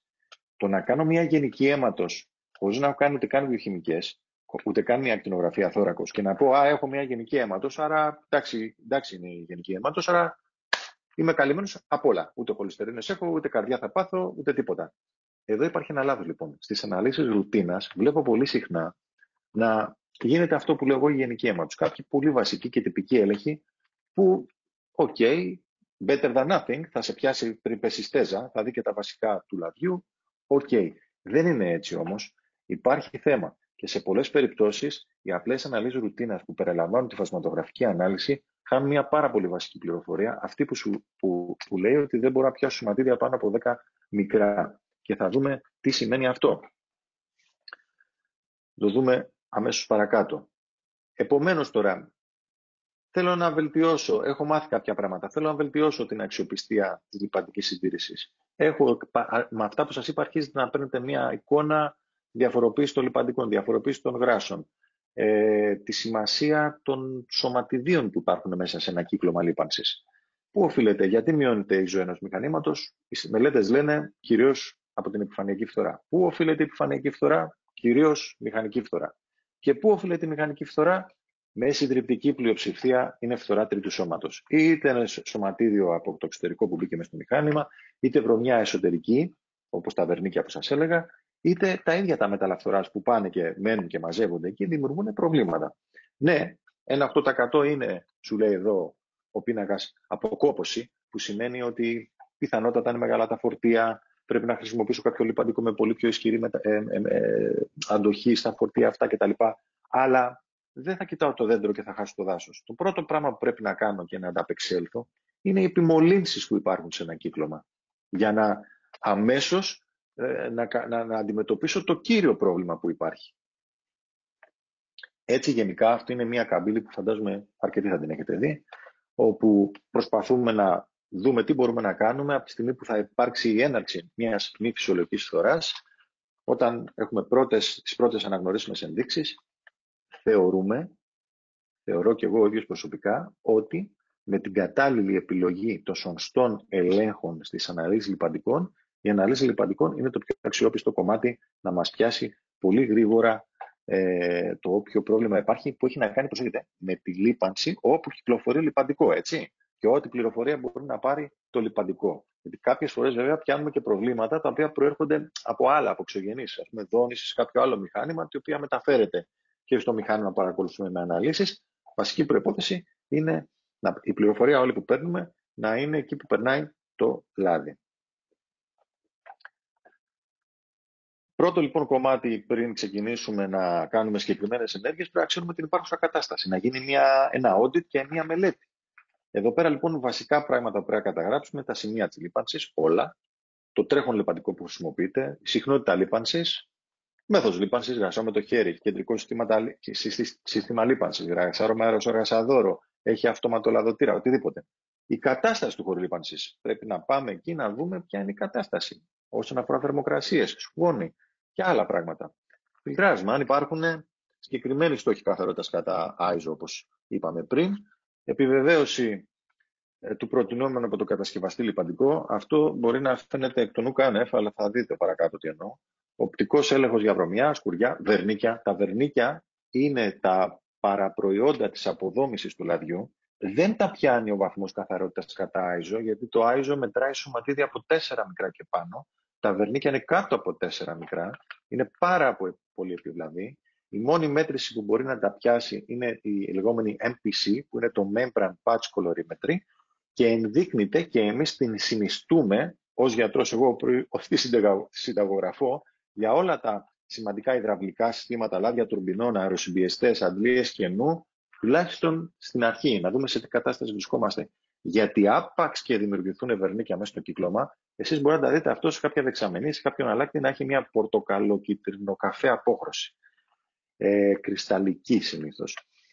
Άπαξ και δημιουργηθούν είναι πρόβλημα μετά. Μία απλή αλλαγή λαδιού τίποτα δεν μας κάνει. Αλλάζει το λάδι, μπαίνει το νέο λάδι. Το λάδι αυτό είναι καλός διαλύτης των βερνικιών. Τα επαναδιαλύει στη μάζα του. Επέρχεται κορεσμός τους άμεσα, πολύ γρήγορα και έχεις κάνει μία τρύπα στο νερό γιατί άλλαξε ένα λάδι που το δουλεύεις χρόνια και έβαλες ένα καινούργιο που σε ένα μήνα σου είναι όπως το παλιό. Καλύτερα λοιπόν πριν φτάσουμε εκεί που θέλει ειδικούς τρόπους διαχείρισης με φίλτρα που βγάζουν τα βερνίκια κτλ., να έχουμε κάνει έναν πρώτο έλεγχο ότι δεν έχουμε την τάση να δημιουργηθούν τέτοια πράγματα, διότι ο έλεγχος NBC μας δείχνει μεταξύ άλλων όχι μόνο αν έχουμε συγκεντρωμένα βερνίκια, αλλά αν έχει το λάδι κορεστεί και θα εμφανίσει σιγά σιγά την τάση αυτή. Και τα άλλα τα πρακτικά, απουσία για ανοιχτά καπάκια πλήρωσης, θηρίδες κτλ. Τι έχουμε δει τώρα? Μελέτες τέτοιες από πολλά εργοστάσια μπορεί σε πολλές περιπτώσεις να αναδεικνύει τα πιο κάτω. Τα έχουμε δει, τα έχω δει και ο ίδιος προσωπικά με τα μάτια μου. Λάθος λιπαντικό για την εφαρμογή. Άλλα αντάλλα. Και όχι μόνο αυτό, αλλά μπορεί μια εφαρμογή να δουλεύει συνεχώς σε υψηλή θερμοκρασία, η ρεύμα συντήρηση να αναζητά συνεχώς λιπαντικά για υψηλή θερμοκρασία, αλλά τελικά να μην είναι το πρόβλημα της εφαρμογής, να είναι λάθος επιλογή του λιπαντικού. Λάθος εξόδες λαδιού για την εφαρμογή. Λιπαντικό όχι σύμφωνα με τις απαιτήσεις της παραγωγής. Μας έχει τύχει περιπτώσεις σε βιομηχανίες τροφίμων, σε σημεία που θα έπρεπε να χρησιμοποιείτε μη τοξικό λιπαντικό, σαν παράδειγμα στο λέω, να μην χρησιμοποιείτε. Πληθώρα διαφορετικών μαρκών, το οποίο κάνει πάρα πολύ δύσκολη τη δουλειά σε ένα τμήμα συντήρησης, γιατί αν πάμε κάθε φορά σύμφωνα με το τηλεοκατασκευαστής, καταλήγουμε να έχουμε πάρα πολλά λιπαντικά. Εκεί πέρα ο ρόλος μιας ομάδας που αποτελείται από το τμήμα συντήρησης και μιας συμβουλευτικής ομάδας τεχνικών λίπανσης είναι αυτά να τα μειώσουν, να τα παντρέψουν, να γίνει κάτι πρακτικό, διαχειρίσιμο σαν logistic για τη συντήρηση, αλλά και να μειώσει τον κίνδυνο των αναμίξεων για όλους τους λόγους που είπαμε πιο πριν. Έχουμε δει ότι τις πιο πολλές φορές οι αλλαγές λιπαντικών γίνεται με βάση το χρονικό διάστημα χρήσης του και αυτό είναι και καλή περίπτωση, γιατί πολλές φορές έχουμε την πληροφορία πότε αλλάχθηκε το λιπαντικό, δεν ξέρουμε πόσο χρόνο λειτουργεί. Το βλέπουμε εμείς στις αναλύσεις που μας έρχονται, που δεν έχουμε εικόνα, γιατί δεν έχει εικόνα ο πελάτης για τις ώρες λειτουργίας. Και κάποιες φορές υπάρχει και έλλειψη βασικής εκπαίδευσης λίπανσης σε επίπεδο καθαρά χειριστών, αυτών που κάνουν τις λιπάνσεις. Λοιπόν, με πηγή τη Lubrication Engineers, σε 2.847 εφαρμογές που ελέγχθηκαν, ανακαλύφθηκε ότι τουλάχιστον το 5% βάζανε λάδι άλλου εξόδους από αυτό που συστήνει ο κατασκευαστής. Και δείχνει εδώ τη σημασία όλων αυτών των ελέγχων λίπανσης. Τι μπορούμε λοιπόν να κάνουμε? Πρέπει να ακολουθήσουμε, συνιστούμε αυτά τα βήματα. Πρώτο βήμα, ομαδοποίηση των εφαρμογών με την κρισιμότητά τους. Να γίνει ένα equipment risk assessment. Θα δούμε λίγο πιο κάτω τι είναι αυτό. Μετά πρέπει να αναγνωρίσουμε και να καταγράψουμε και να αποτιμήσουμε την υπάρχουσα κατάσταση. Πρέπει να ξέρουμε τι γίνεται. Πρέπει να γίνει audit των εφαρμογών σε συνδυασμό με τις κατάλληλες αναλύσεις για να καταγραφεί όλη η υπάρχουσα κατάσταση στη μελέτη λίπανσης που θα κάνουμε. Να γίνει μια διερεύνηση και τεχνοοικονομική μελέτη για το αν είναι καλό να γίνει αναβάθμιση ενός λιπαντικού με κάποιο άλλο λιπαντικό ανώτερων προδιαγραφών. Δεν είναι πάντα αυτό χρήσιμο. Μπορεί να έχουμε εφαρμογές που να μην απαιτείται. Να μπει όμως στο νούμερο 4, πάρα πολύ σημαντικό, μια στοχοθεσία των ορίων του σωματιδιακού φορτίου, των μετάλλων φθοράς και των μετάλλων επιμόλυνσης. Αφού είδαμε ότι η μεγαλύτερο ποσοστό της φθοράς γίνεται από εκεί. Πρέπει λοιπόν πάρα πολύ, αν δεν το έχετε κάνει, πραγματικά επιμένω, κάντε το τώρα, τουλάχιστον για τα κρίσιμα μηχανήματά σας. Δείτε πού βρίσκεται ο βαθμός καθαρότητάς τους με τα σωματίδια και κάντε το τώρα. Να πω έτσι όπως μου έρχεται ότι αυτό είναι ένα δυναμικό φαινόμενο. Γιατί έχουμε τα σωματίδια που μπαίνουν απ' έξω, τα σωματίδια που βγάζουμε εμείς με τη φίλτρανση και τα σωματίδια που δημιουργούνται εσωτερικά. Εμείς αυτό που θα προσπαθήσουμε να κάνουμε με την αναβάθμιση της λιπαντικής μας συντήρησης είναι να σταθεροποιήσουμε αυτό το δυναμικό φαινόμενο σε ένα βαθμό καθαρότητας πιο κάτω σε αριθμούς, που σημαίνει πολύ καλύτερη καθαρότητα. Κατόπιν πρέπει στο νούμερο 5 να βάλουμε ενέργειες για την βελτίωση της κατάστασης αυτών των λιπαντικών και να έχουμε κάποιο oil conditioning για να πετύχουμε τους στόχους μας. Αλλιώς, εντάξει, ξέρουμε που είμαστε, αν είμαστε καλά, κανένα πρόβλημα, αλλά πάλι πρέπει να έχουμε κάποιο oil conditioning, ειδικά για τους βαθμούς καθαρότητας, και τέλος να υπάρχει μια διαδικασία για την παρακολούθηση και την αξιολόγηση των στόχων και σε περίπτωση που αυτοί δεν επιτυγχάνονται, τι διορθωτικές ενέργειες θα γίνουν. Έτσι, ενδεικτικά, σας έχω εδώ, δεν είναι κάτι ιδιαίτερο, με ποιο τρόπο θα μπορούσαμε να κάνουμε το assessment αυτό όσον αφορά τη λιπαντική συντήρηση για έναν εξοπλισμό. Σύμφωνα με τους κινδύνους ασφαλείας σε περίπτωση αστοχίας, της απώλειας παραγωγής, τον χρόνο αποκατάστασης της βλάβης, κόστος ανταλλακτικών και εργασίας και σύστημα πρόβλεψης της βλάβης. Έκανα ένα παραδειγματάκι, έβαλα τα νούμερα, βγήκε 11 ο βαθμός κρισιμότητας της εφαρμογής, έχω 20 εφαρμογές, 50, 100, 1000, το κάνω αυτό. Βγάζω αυτές που θα βγάλουν το high score πάνω και σε αυτές πρώτα επικεντρώνομαι. Με το τι θα παρακολουθώ, πόσο συχνά θα το παρακολουθώ, τι τύπους αναλύσεων θα κάνω. Εντάξει, πάντα σε συνεργασία φυσικά με τους συμβούλους λιπαντικής συντήρησης. Σας έχω εδώ ένα τυπικό παράδειγμα χάρτη μελέτης λίπανσης, όπου βλέπουμε το τμήμα, τη θέση του μηχανήματος, τη μέθοδος της λίπανσης, το λιπαντικό που χρησιμοποιείται, παρατηρήσεις, μιας και είναι δικιά μας μελέτη, ποιο προϊόν προτείναμε εμείς και κάποιες άλλες λεπτομέρειες. Αυτά, τα οποία συνήθως είναι πολυσέλιδα, μαζί με άλλες πληροφορίες που μπαίνουν μέσα, γίνεται η βίβλος λίπανσης του εργοστασίου ή του πλοίου. Η ναυτιλία, αλήθεια, από τον πόρος που ασχολούμαστε αρκετά χρόνια τώρα, αυτό το έχει στάνταρ. Έχουν τα loop charts σε μόνιμη βάση. Στη βιομηχανία και ειδικά και σε πιο μικρές εταιρείες, πολλές φορές δεν το παρατηρούμε. Και μάλιστα αυτό μπορεί σε συνεργασία με κάποια άλλη εταιρεία software, όπως είναι και η Atlantis Engineering, να μπει και σε ένα κομμάτι software, να συνδυαστεί δηλαδή σαν εργαλείο και με το πρόγραμμα το οποίο συντήρησης μπορεί να έχει το εργοστάσιο. Εδώ πέρα σας έχω μια τυπική μελέτη αναλύσεων λαδιού. Δεν μιλάω για το report της ανάλυσης, μιλάω για τη μελέτη. Για παράδειγμα, εδώ ένα έλαστρο, όπου πήγαμε, παρακολουθήσαμε και είδαμε το μηχάνημα όσον αφορά όχι τη λίπανση του, όσον αφορά τι απαιτείται για τις αναλύσεις του. Οπότε καταγράψαμε όλες τις πληροφορίες που θα είναι απαραίτητες μετά στο διαγνωστικό κομμάτι. Εδώ να κάνω μια παρένθεση, στο διαγνωστικό κομμάτι είναι πολύ σημαντικό και τα περισσότερα, η εμπειρία δικιά μου πάλι είναι ότι μηχανικοί που ασχολούνται on-site με τα μηχανήματα και είναι και γνώστες των αναλύσεων μπορούν να δώσουν πολύ καλή διαγνωστική πληροφορία. Γιατί αλλιώς είναι να ξέρεις το μηχάνημα και να μπορείς να δώσεις διάγνωση, και αλλιώς είναι να κάθεσαι σε ένα γραφείο, σε ένα χημείο και να μιλάς θεωρητικά για ένα έλαστρο. Οπότε αυτές οι πληροφορίες που γράφονται εδώ από πάνω, για αυτό το λόγο γράφονται. Και το πολύ σημαντικό για μια μελέτη αναλύσεων λαδιών είναι να εντοπίσουμε το σημείο από το οποίο θα πρέπει να πάρουμε δείγμα, ώστε να έχουμε αξιόπιστη πληροφορία. Αυτό από μόνο του, ειλικρινά σας το λέω, είναι παρουσίαση 2 ώρων. Αλλά αυτό που χρειάζεται να σας μείνει είναι ότι μπορούμε λοιπόν να δούμε σαν τμήμα συντήρησης μαζί με τους συμβούλους μας από ποιο κομμάτι, από ποιο σημείο του μηχανήματος θα μπορέσουμε να πάρουμε αντιπροσωπευτικό δείγμα. Στην προκειμένη περίπτωση, επειδή δεν υπήρχε κάποια βάνα, υποδεικνύουμε και μια βάνα για την δειγματοληψία που μπορεί να γίνει. Προχωρώ λέγοντας λοιπόν εδώ πέρα για την απλές αναλύσεις που γίνονται με φασματογράφους, τους λεγόμενους ICP Inductive Coupled Plasma, φασματογράφους δηλαδή πλάσματος.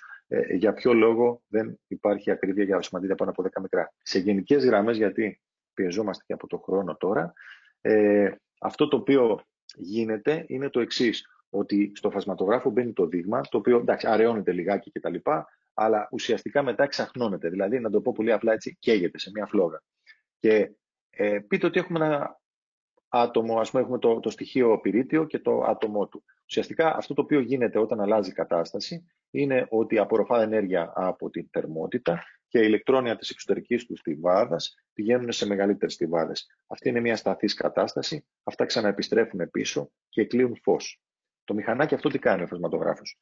Το φως λοιπόν έχει ένα μήκος κύματος. Το μήκος κύματος είναι χαρακτηριστικό για το κάθε στοιχείο, άρα απευθείας βλέπει το μήκος κύματος και λέει «Α, πυρίτιο έχω». Μετά τι κάνει? Συγκρίνει την ένταση και από την ένταση λέει «Α, τόσα ppm, έχω 20 ppm πυρίτιο, μπράβο μου, το βρήκα». Βασική λοιπόν προϋπόθεση είναι να μπορέσει να το εξαχνώσει, να το κάψει. Λοιπόν, σωματίδια πάνω από 10 μικρά έχουν πολύ μικρή ακρίβεια αυτά τα μηχανάκια, δεν προλαβαίνουν όπως λειτουργούν να τα εξαχνώσουν. Οπότε χάνει σε πληροφορία. Και πώς μπορούμε λοιπόν αυτό μετά να το καλύψουμε? Εδώ είναι η σύσταση, σημαντική σύσταση για την αναβάθμιση της λιπαντικής συντήρησης όταν εντάξουμε το κομμάτι των αναλύσεων. Θα πρέπει να μετράμε το σωματιδιακό φορτίο, που σε πάρα πολλές περιπτώσεις αναλύσεων, σε όλα τα λάδια, μυωτήρες, υδραυλικά, τα πάντα, που σε πάρα πολλές περιπτώσεις βλέπουμε δεν γίνεται αυτό. Γιατί όταν αρχίζουν και σου αυξάνονται τα μέταλλα φθοράς πάνω από 10 μικρά, θα τα πιάσεις με το σωματιδιακό φορτίο. Δεν θα ξέρεις αν είναι μέταλλα φθοράς, αλλά θα πάρεις μια πρώτη ένδειξη. Μια άλλη μέτρηση είναι το PQ Index, όπου ουσιαστικά το δειγματάκι μπαίνει μέσα σε ένα μαγνητικό πεδίο και ανάλογα αν αλληλεπιδρά καταλαβαίνουμε αν έχουμε μέταλλα φθοράς. Συνεπώς, αν έχουμε εξέλιξη μετάλλου φθοράς πάνω από 10 μικρά, αλλά μας βγάζει σίδηρο, 5 ppm, που είναι τίποτα, αν δούμε το σωματιδιακό φορτίο να ανεβαίνει, το PQ Index ανεβαίνει ή και τα δύο, εδώ πάει να πει ότι red flag που λέμε, κάτι τρέχει, πρέπει να ελέγξω το μηχάνημα, και αυτά είναι στα πλαίσια που σας έδειξα πριν την καμπύλη πρόβλεψης, να το πιάσουμε όταν δεν θα έχει πια κάνει θόρυβο και ζημιά στο μηχάνημα, να το πιάσουμε έγκαιρα. Έτσι θα το πιάσουμε, γιατί όταν είχαμε κάνει το risk assessment, στα κρίσιμα μηχανήματα θα είχαμε βάλει τα όρια μας, τα όρια επιφυλακής χαμηλά, για να μπορούμε να το πιάσουμε έγκαιρα και να το παρακολουθήσουμε το φαινόμενο. Σε αυτή την περίπτωση μπορούμε να πάμε να κάνουμε αναλυτική φερογραφία και το MPC που σας είπα για τα βερνίκια, το οποίο είναι το golden standard. Στο μυαλό σας βάλτε αναλυτική φερογραφία ίσον μαγνητική. Είναι το πιο καλό που μπορείς να κάνεις. Όπου το δείγμα περνάει μέσα από ένα μηχανάκι, το οποίο ασκεί ένα ισχυρό μαγνητικό πεδίο, εναποτίθεται γραμμικά τα διάφορα μαγνητικά μεταλλικά σωματίδια και μετά πάνε σε ένα ηλεκτρονικό μικροσκόπιο. Και τι μπορούμε και πετυχαίνουμε τώρα? Όχι μόνο δεν μας ξεφεύγει τίποτα, ανεξάρτητα από το μέγεθος, αλλά και από τη μορφολογία των μετάλλων φθοράς βγάζουμε συμπέρασμα για το μηχανισμό. Και ξέροντας το μηχανισμό φθοράς, μπορούμε να δώσουμε πολύ συγκεκριμένες οδηγίες στο τμήμα συντήρησης, τι πρέπει να αλλάξει για να αποφύγει ξανά αυτό το είδος της φθοράς. Είναι πάρα πολύ χρήσιμη πληροφορία. Εμένα με εξητάρει πάρα πολύ αυτό το κομμάτι, είναι κάτι το οποίο μπορούμε να το χρησιμοποιήσουμε και για root cause analysis, δηλαδή αν έχουμε κάποια στιγμή ζημιά, καταστροφική ζημιά, είναι το βασικό εργαλείο για να πάρουμε πληροφορία, είναι η σήμανση της λίπανσης, της λιπαντικής συντήρησης. Εντάχει 2 kit αναλύσεων έτσι για να έχει μια εικόνα, απλά κάποιοι μπορεί να τα έχετε δει, πώς παίρνουμε τα δειγματάκια μας, δεν είναι κάτι σπουδαίο. Εδώ λοιπόν σας έχω από το πρόγραμμα το δικό μας που μπορώ να συλλέξω δεδομένα, μια τέτοια τυπική ανάλυση μαζί με τη φωτογραφία. Αριστερά έχουμε την ανάλυση της ρουτίνας και δεξιά έχουμε αυτά τα δεδομένα, γιατί υπάρχει ένα πολύ μεγάλο reporting, έκθεση αποτελεσμάτων. Γενικά, δείτε εδώ κάτι. Εντάξει, μιλάω για το αριστερά κομμάτι. Το πάνω κομμάτι έχει τις πληροφορίες γενικά για το δείγμα, τον πελάτη κτλ. Λοιπόν, η πρώτη γραμμή δεδομένων, αν δείτε γράφει wear metals, contaminant metals, είναι ο φασματογράφος. Εδώ πέρα, το πρώτο μέταλλο που έχει είναι ο σίδερος. Σίδερο έχει 3, σχεδόν 0. Δεν έχει πρόβλημα. Λοιπόν, γενικά εδώ δεν έχει εντοπίσει. Η δεύτερη γραμμή μας δίνει τις πληροφορίες για το λιπαντικό μας, υψώδες, νερά. Η τελευταία γραμμή μας δίνει το βαθμό καθαρότητας και βλέπουμε εδώ πέρα ότι μας δίνει για πάνω από 4, πάνω από 6, 10, 14. Φτάνει το συγκεκριμένο πρόγραμμα και μέχρι και πάνω από 100 να σου δίνει. Όμως είναι κοκκινισμένα της αναλυτικής φωτογραφίας και το micropatch. Εντόπισε θέματα και εκεί θέλω να σας πάω στο δεξί και να δείτε μόνο τα χρωματιστά για να μην μπλέξετε. Εντάξει, έχει ένα πρώτο reporting. Δείτε αυτά που είναι πράσινα. Δείτε τι γράφει από πάνω. Στο πρώτο από 2 ως 10 σου λέει rubbing, sliding, ferrous. Δεν μπορώ να επεκταθώ γιατί δεν υπάρχει ο χρόνος. Απλά αυτά είναι είδη φθοράς. Rubbing wear, sliding wear, cutting wear, ferrous wear. Και από εδώ μπορούμε να δώσουμε μετά πολύ καλές πληροφορίες στο τμήμα συντήρησης. Η αναλυτική φωτογραφία συνοδεύεται με αυτές τις φωτογραφίες επί 500, επί 100, από τις οποίες βγαίνουν πάρα πολύ χρήσιμες πληροφορίες και κάνουμε όλη αυτή την έκθεση που σας περιέγραψα. Αντίστοιχα, μία ανάλυση όπου περιλαμβάνει το micropatch test. Θέλω να κρατήσετε το εξής. Δεν θέλω να μπλεχτείτε και να τα διαβάσετε όλα αυτά. Αυτό που θέλω να κρατήσετε το εξής. Κάτω όταν πάμε, εκεί που φαίνονται τα χρώματα αριστερά, έχετε η πρώτη στήλη λέει 1, 2, 3, 4. Είναι ο αριθμός των αναλύσεων. Έχει κάνει 4 αναλύσεις. Στην τρίτη ανάλυση, ο βαθμός καθαρότητας κατά ISO ήταν 17, 14, 10. Το οποίο είναι πάρα πολύ καθαρό. Αν λοιπόν δεν υπήρξε, εδώ είναι ένας πολύ μεγάλος ατμοστρόβιλος. Εάν δεν υπήρχε η σύσταση για τεστ micropatch, θα μέναμε ότι όλα είναι μια χαρά. Δεν υπάρχει κανένα πρόβλημα. Το micropatch είναι που έπιασε τα σωματίδια κάτω από 4 μικρά. Είναι αυτό που σας είπα λοιπόν, ότι κατάλληλος συνδυασμός των ελέγχων θα οδηγήσει σε μια συντριπτική αναβάθμιση της αξιοπιστίας της λιπαντικής μας συντήρησης. Ένα reporting, ίσα-ίσα για να το δείτε, για πώς βγαίνει με τα λογάκια κτλ.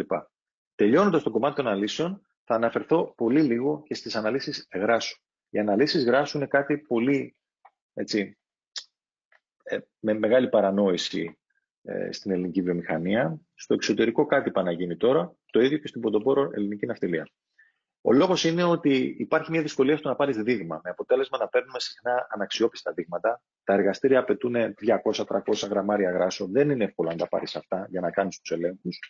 Και τελικά καταλήγεις παίρνεις ξερασμένα γράσα παλιά και πάντα βγαίνουν αρκετές συγκεντρώσεις μετάλλων φθοράς που εγώ επειδή κάνω χιλιάδες διαγνώσεις μπορώ να σας πω είναι μη αξιοποιήσιμες. Δεν μπορείς να τις παρακολουθήσεις. Από το ίδιο μηχάνημα βγαίνουν χωρίς συνοχή αποτελέσματα. Μέχρι πριν μερικά χρόνια, όπου βγήκε μια νέα μεθοδολογία και κατά STM πρότυπη μέθοδος, όπου με 2 μόλις γραμμάρια γράσου, εφόσον έχεις τον κατάλληλο εξοπλισμό στο εργαστήριο, μπορείς, χρησιμοποιώντας αυτό που βλέπετε δεξιά το kit, το οποίο λέγεται Grease Thief Kit, είναι μια αντλιούλα κλέφτης γράσου, όπως λέγεται, που μπορείς να τη βάλεις με την ακίδα και να παρακάμψεις τα ξεραμμένα γράσα και να πάρεις από τη ζώνη φόρτισης. Με 2 γραμμάρια μόλις γράσου, μπορείς να πάρεις ένα πολύ πιο αντιπροσωπευτικό δείγμα και να κάνεις αναλύσεις σαν για αυτές που βλέπετε εδώ, όπου παίρνεις τη διαγνωστική πληροφορία και μια μεγάλη διαφοροποίηση, για παράδειγμα, είναι στο μεσαίο, το καρδιογράφημα που βλέπετε στη μέση, είναι το FTIR, είναι η φασματογραφία υπερήθρων. Η κόκκινη γραμμή αντιπροσωπεύει το χρησιμοποιημένο δείγμα και η μαύρη το αχρησιμοποιητό. Γίνεται μια σύγκριση, διότι κάθε διαφορετικό πικ σημαίνει επιμόλυνση μεταλλοφθοράς. Και κάτι το οποίο μπορείς να κάνεις λοιπόν για να αναβαθμίσεις την αξιοπιστία της λιπαντικής σου συντήρησης με ένα τέτοιο τρόπο είναι να καταλάβεις αν τα διαστήματα επαναλήπανσης τα οποία πας είναι τα σωστά. Ή πρέπει να πας πιο αραιά ή πρέπει να πας πιο σύντομα. Διαφορετικά, ο μόνος τρόπος ο άλλος που έχουμε είναι ο θεωρητικός και μετά ο εμπειρικός, παρακολουθώντας την εφαρμογή. Τώρα υπάρχει κάτι πιο τεχνικό μέσα από αυτή την ανάλυση γράσου. Κοντεύουμε να τελειώσουμε. Λίγα πράγματα για την offline filtrancy. Με πηγή εδώ από την Delta Zero. Είναι πάρα πολύ σημαντική η offline filtrancy. Όπως καταλάβαμε λοιπόν από την παρουσία μικροσωματιδίων στην οποία οφείλεται κυρίως η φθορά, τα βερνίκια που σας είπα, απομακρύνοντας λοιπόν, τι μπορώ να σας μεταφέρω σαν εμπειρία, απομακρύνοντας αξιόπιστα αυτά τα μικροσωματίδια από το λάδι μας, ένα λάδι μπορεί να κρατήσει μέχρι και επαόριστο. Έχω δει περιπτώσεις όπου με την απομάκρυνση των μικροσωματιδίων, ιδιότητες που και εγώ ήμουν πολύ σκεπτικός σαν χημικός μηχανικός, ότι λέω αποκλείεται αυτές να βελτιωθούν αν δεν αναζωογονήσουν το λάδι, όπως είναι για παράδειγμα η οξύδα του λαδιού ή τα πρόσθετά του, να βελτιώνεται δραστικά. Διότι τελικά σε αυτές τις επιμολύνσεις που υπάρχουν μέσα στο λάδι έρχονται και προσκολούν πολυμερείς ενώσεις της αποδόμησης του λαδιού, στις οποίες οφείλεται και η αύξηση της οξύτητας και η απομάκρυνση των προσθέτων και διάφορα άλλα πράγματα. Οπότε η offline filtering είναι πάρα πολύ σημαντική. Χρειάζεται να τη σκεφτείτε για το κρίσιμο εξοπλισμό σας και με φίλτρα τα οποία θα μπορούν να απομακρύνουν όχι μόνο μικροσωματίδια πολύ χαμηλής διάστασης, έτσι, αλλά και νερό, βερνίκια. Ας πούμε, τα συγκεκριμένα φίλτρα μπορούν να απομακρύνουν μέχρι και μικροοργανισμούς από καύσιμο. Οπότε αυτό πρέπει να το λάβετε υπόψη, να είναι portable σε πολλές περιπτώσεις. Φυσικά, αν η μονάδα είναι πολύ σημαντική, όπως μια πολύ μεγάλη τουρμπίνα, λάδια τουρμπινών σε ένα εργοστάσιο παραγωγής ενέργειας, εκεί μπορεί να την έχει σε μόνιμη βάση. Οι αναπνευστήρες, πάλι εδώ με πηγή της lubrication engineers, πρέπει να εγκαταστήσουμε και να σκεφτούμε να εγκαταστήσουμε αποδυτικούς αναπνευστήρες. Εδώ σας έχω αναπνευστήρες που μπορούν να κρατήσουν μέχρι 0,3 μικρά. Υπάρχουν στο εμπόριο πολλά, έτσι. Φωτογραφίες εγώ που βάζω είναι γιατί αυτά έχω στη διάθεσή μου, αφού είναι εύκολα να τα βρω από την εταιρεία μου. Αλλά γενικά υπάρχουν πολλά στο εμπόριο. Βλέπετε εδώ εγκαριστημένους για να έχετε μια εικόνα σε κάποιους μειωτήρες. Και τέλος, δεν είναι κρίμα να έχουμε κάνει όλα αυτά που σας περιέγραψα και να καταλήξουμε σε ένα δωμάτιο αποθήκης λιπαντικών έτσι. Να έχουμε βρωμιές, επιμολύνσεις και ό,τι κάναμε να πάει στράφη. Είναι πολύ πιο φτηνό να βάζεις καθαρό το λιπαντικό παρά να προσπαθείς να καθαρίσεις το σύστημά σου μετά. Έτσι. Οπότε αυτά πάλι με πηγή τη lubrication engineers, αλλά και εμείς έχουμε πάρα πολλές τέτοιες φωτογραφίες. Πριν και μετά πρέπει να έχετε στο μυαλό σας, παρότι είναι παραμελημένο, ένα νοικοκύρεμα με έτοιμες λύσεις αποθήκευσης. Βλέπετε εδώ πέρα υπάρχουν δεξαμενές πάνω στις οποίες έχει γίνει color coding, δηλαδή έχουμε βάλει χρώματα προκειμένου να ξέρουμε πού πάει το κάθε λάδι και να μειώσουμε την περίπτωση ανάμειξης με αναπνευστήρες, όλα αυτά τα πράγματα να γίνει ένα νοικοκύρεμα. Λοιπόν, νομίζω ότι εδώ τέλειωσε. Σας ευχαριστώ πάρα πολύ. Ελπίζω να μην σας κούρασα, να τα βρήκατε έστω και λίγο ενδιαφέροντα. Τέλος πάντων, εγώ επειδή είναι το αντικείμενό μου αρέσουν πολύ και καμία φορά παθιάζομαι. Και τώρα είμαι στη διάθεσή σας για ό,τι απορίες ή ερωτήσεις έχετε. Εγώ ευχαριστούμε πάρα πολύ, Νίκο. Και ξεκινάω το σχόλιο εντελώς ανάποδα από αυτό το παθιάζομαι. Δηλαδή, πραγματικά ο τρόπος που μας έδειξες αυτό το. Ας πούμε, εντάξει, είναι ένα παραξηγημένο κομμάτι, λίγο ξεχασμένο η λίπανση. Όλοι θεωρούμε ότι είναι κάτι απλό. Άντε, βάλει λίγο λάδι, βάλει λίγο γράσο και τελειώσαμε. Εσύ μας έδειξες πολλές άλλες διαστάσεις που υπάρχει και σε ευχαριστούμε για τον ιδιαίτερα απλό και κατανοητό τρόπο που μας άνοιξε στα μάτια, άντε να το πω έτσι. Ευχαριστούμε πάρα πολύ. Ωραία, και εγώ ευχαριστώ. Σας ευχαριστώ πάρα πολύ. Τώρα είμαι στη διάθεσή σας. Όποιος θέλει κάτι να ρωτήσει, θα χαρώ να απαντήσω. Είπαμε να γράψουμε ερωτήσεις στο questions, τέλος πάντων. Υπάρχει μία ερώτηση, την έγραψε ο Γιώργος ο Χατζηγεωργίου. Για να το βρούμε λίγο. Απλά, επειδή αναφέρεται σε συγκεκριμένη ερώτηση. Ναι, να πω προκαταβολικά ότι όποιος θέλει να ρωτήσει κάτι, όποιος θέλει να πει κάποια άποψη, δεν υπάρχει κανένα πρόβλημα εδώ. Έτσι, μπορεί να το πει, να το κουβεντιάσουμε, είναι ευκαιρία. Δεν υπάρχουν χαζές ερωτήσεις, δεν υπάρχουν έξυπνες ερωτήσεις, υπάρχουν απλά ερωτήσεις, έτσι. Και επίσης, εγώ είμαι διαθέσιμος και εκτός σεμιναρίου, οποιοδήποτε θέλει, να με προσεγγίσει, να μου στείλει ένα email, να μου στείλει μια πρόσθεση στο LinkedIn, να το απαντήσω ό,τι θέλω. Είναι κάτι που με εξητάρει ανεξάρτητα από το γεγονός ότι είμαι lubrication engineer, hexagon ή οτιδήποτε. Εμένα το κομμάτι της λίπανσης μου αρέσει πάρα πολύ, οπότε θα χαρώ να βοηθήσω. Έλεγα λοιπόν ότι πριν ότι ο συνάδελφος ο Γιώργος Χατζηγεωργίου έγραψε μια ερώτηση που λέει ότι στη συγκεκριμένη διαφάνεια κάτι γίνεται, αλλά έχει φύγει ο Γιώργος. Άρα δεν μπορούμε να. Θα ήθελα να τον ρωτήσουμε τι ακριβώς εννοεί. Έχουμε μια καινούργια ερώτηση από τον Κωνσταντίνο Κανελή, που λέει: συνίσταται η πρώτη προσέγγιση να είναι η σωστή αναπνοή του εξοπλισμού μέσω των καταλύνων για το περιβάλλον φίλτρων. Η πρώτη προσέγγιση πρέπει να είναι το audit, η καταγραφή της κατάστασης του εξοπλισμού, να πάρουμε δείγμα αντιπροσωπευτικό από κατάλληλο σημείο του μηχανήματος, άρα πρέπει ένας τεχνικός λιπαντική συντήρηση να πάει από εκεί, να δει το μηχάνημα, από πού θα πάρουμε ένα αξιόπιστο αποτέλεσμα, να μετρήσουμε το σωματιδιακό φορτίο, να καταγράψουμε δηλαδή πρώτα απ' όλα το baseline και πού βρισκόμαστε και ανάλογα με τα αποτελέσματα να προχωρήσουμε. Πολύ ωραία. Βλέπω ότι ο Χαράλαμπος ο Κολοκυθάς έχει σηκώσει χεράκι, δεν έχει γράψει κάποια ερώτηση, άρα μπορούμε να του δώσουμε το μικρόφωνο. Χαράλαμπε, αν κάτι ήθελες να πεις, είδα έχει σηκώσει χεράκι από ώρα, έχεις μικρόφωνο.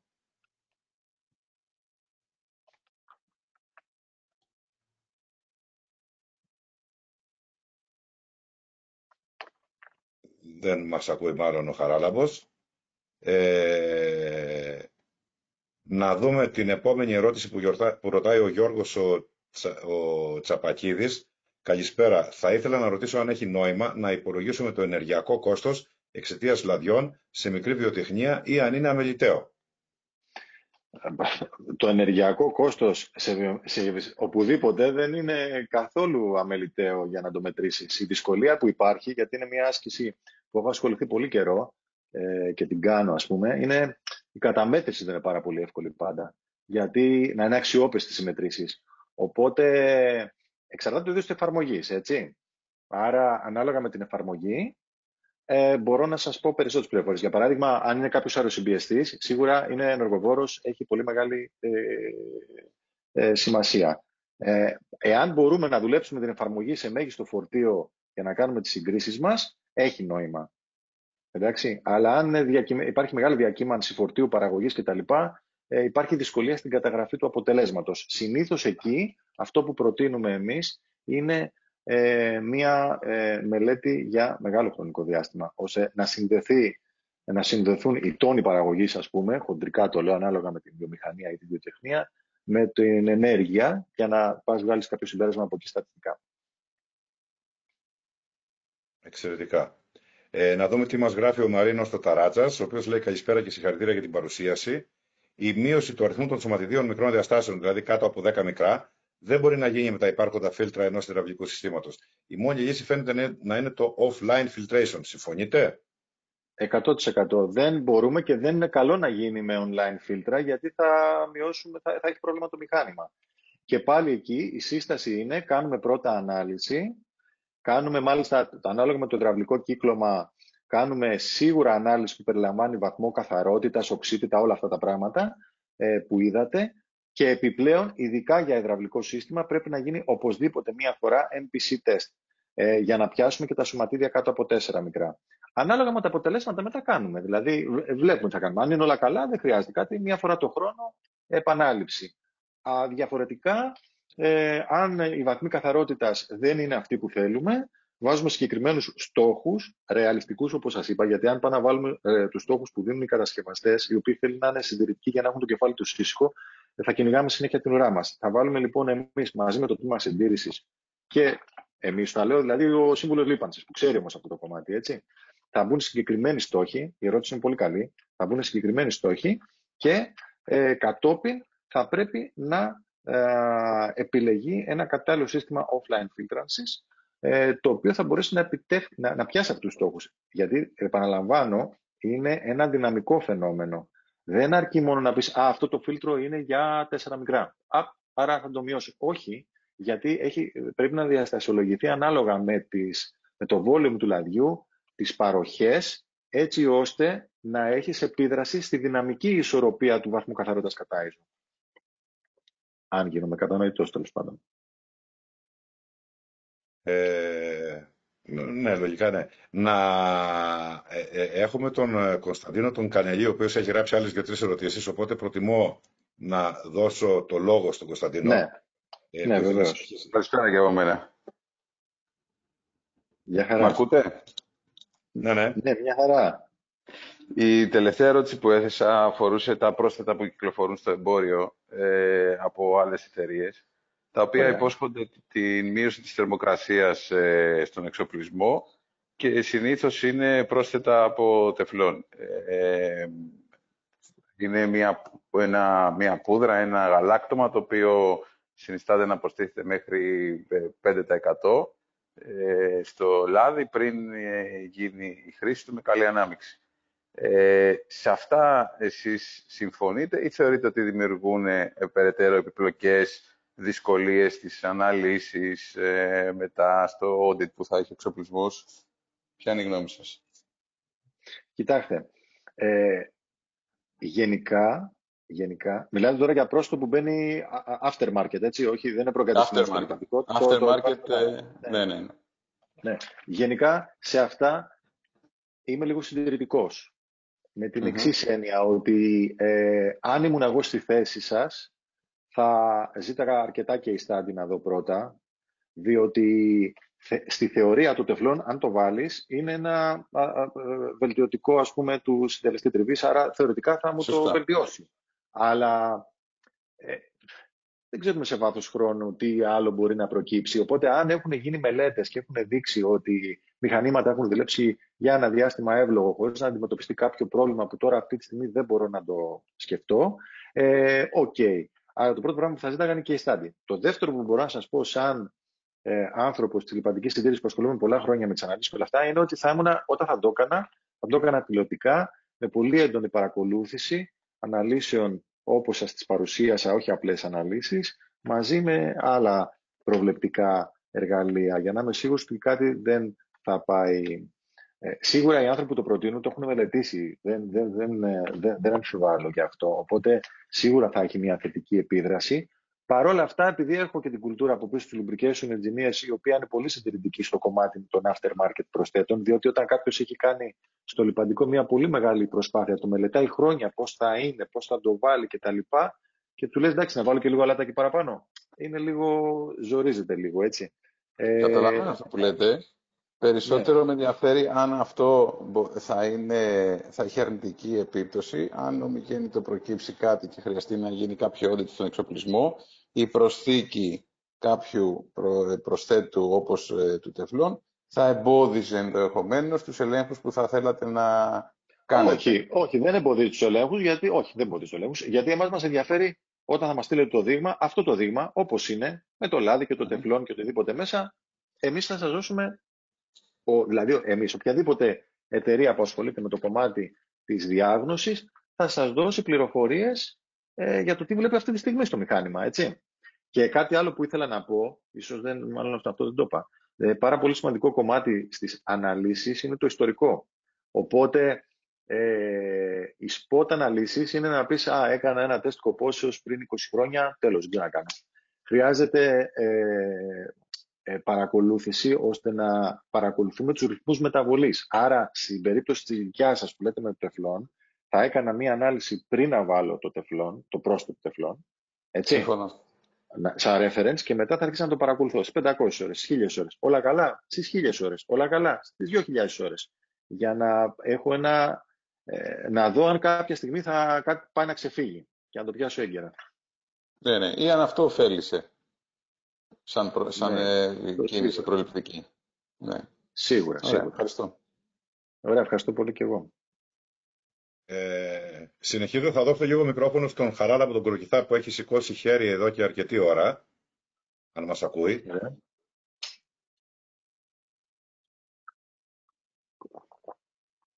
Χαράλαμπος. Δεν ακούει. Και θα πάω τώρα να γράψει ό,τι θέλει στο chat. Ναι.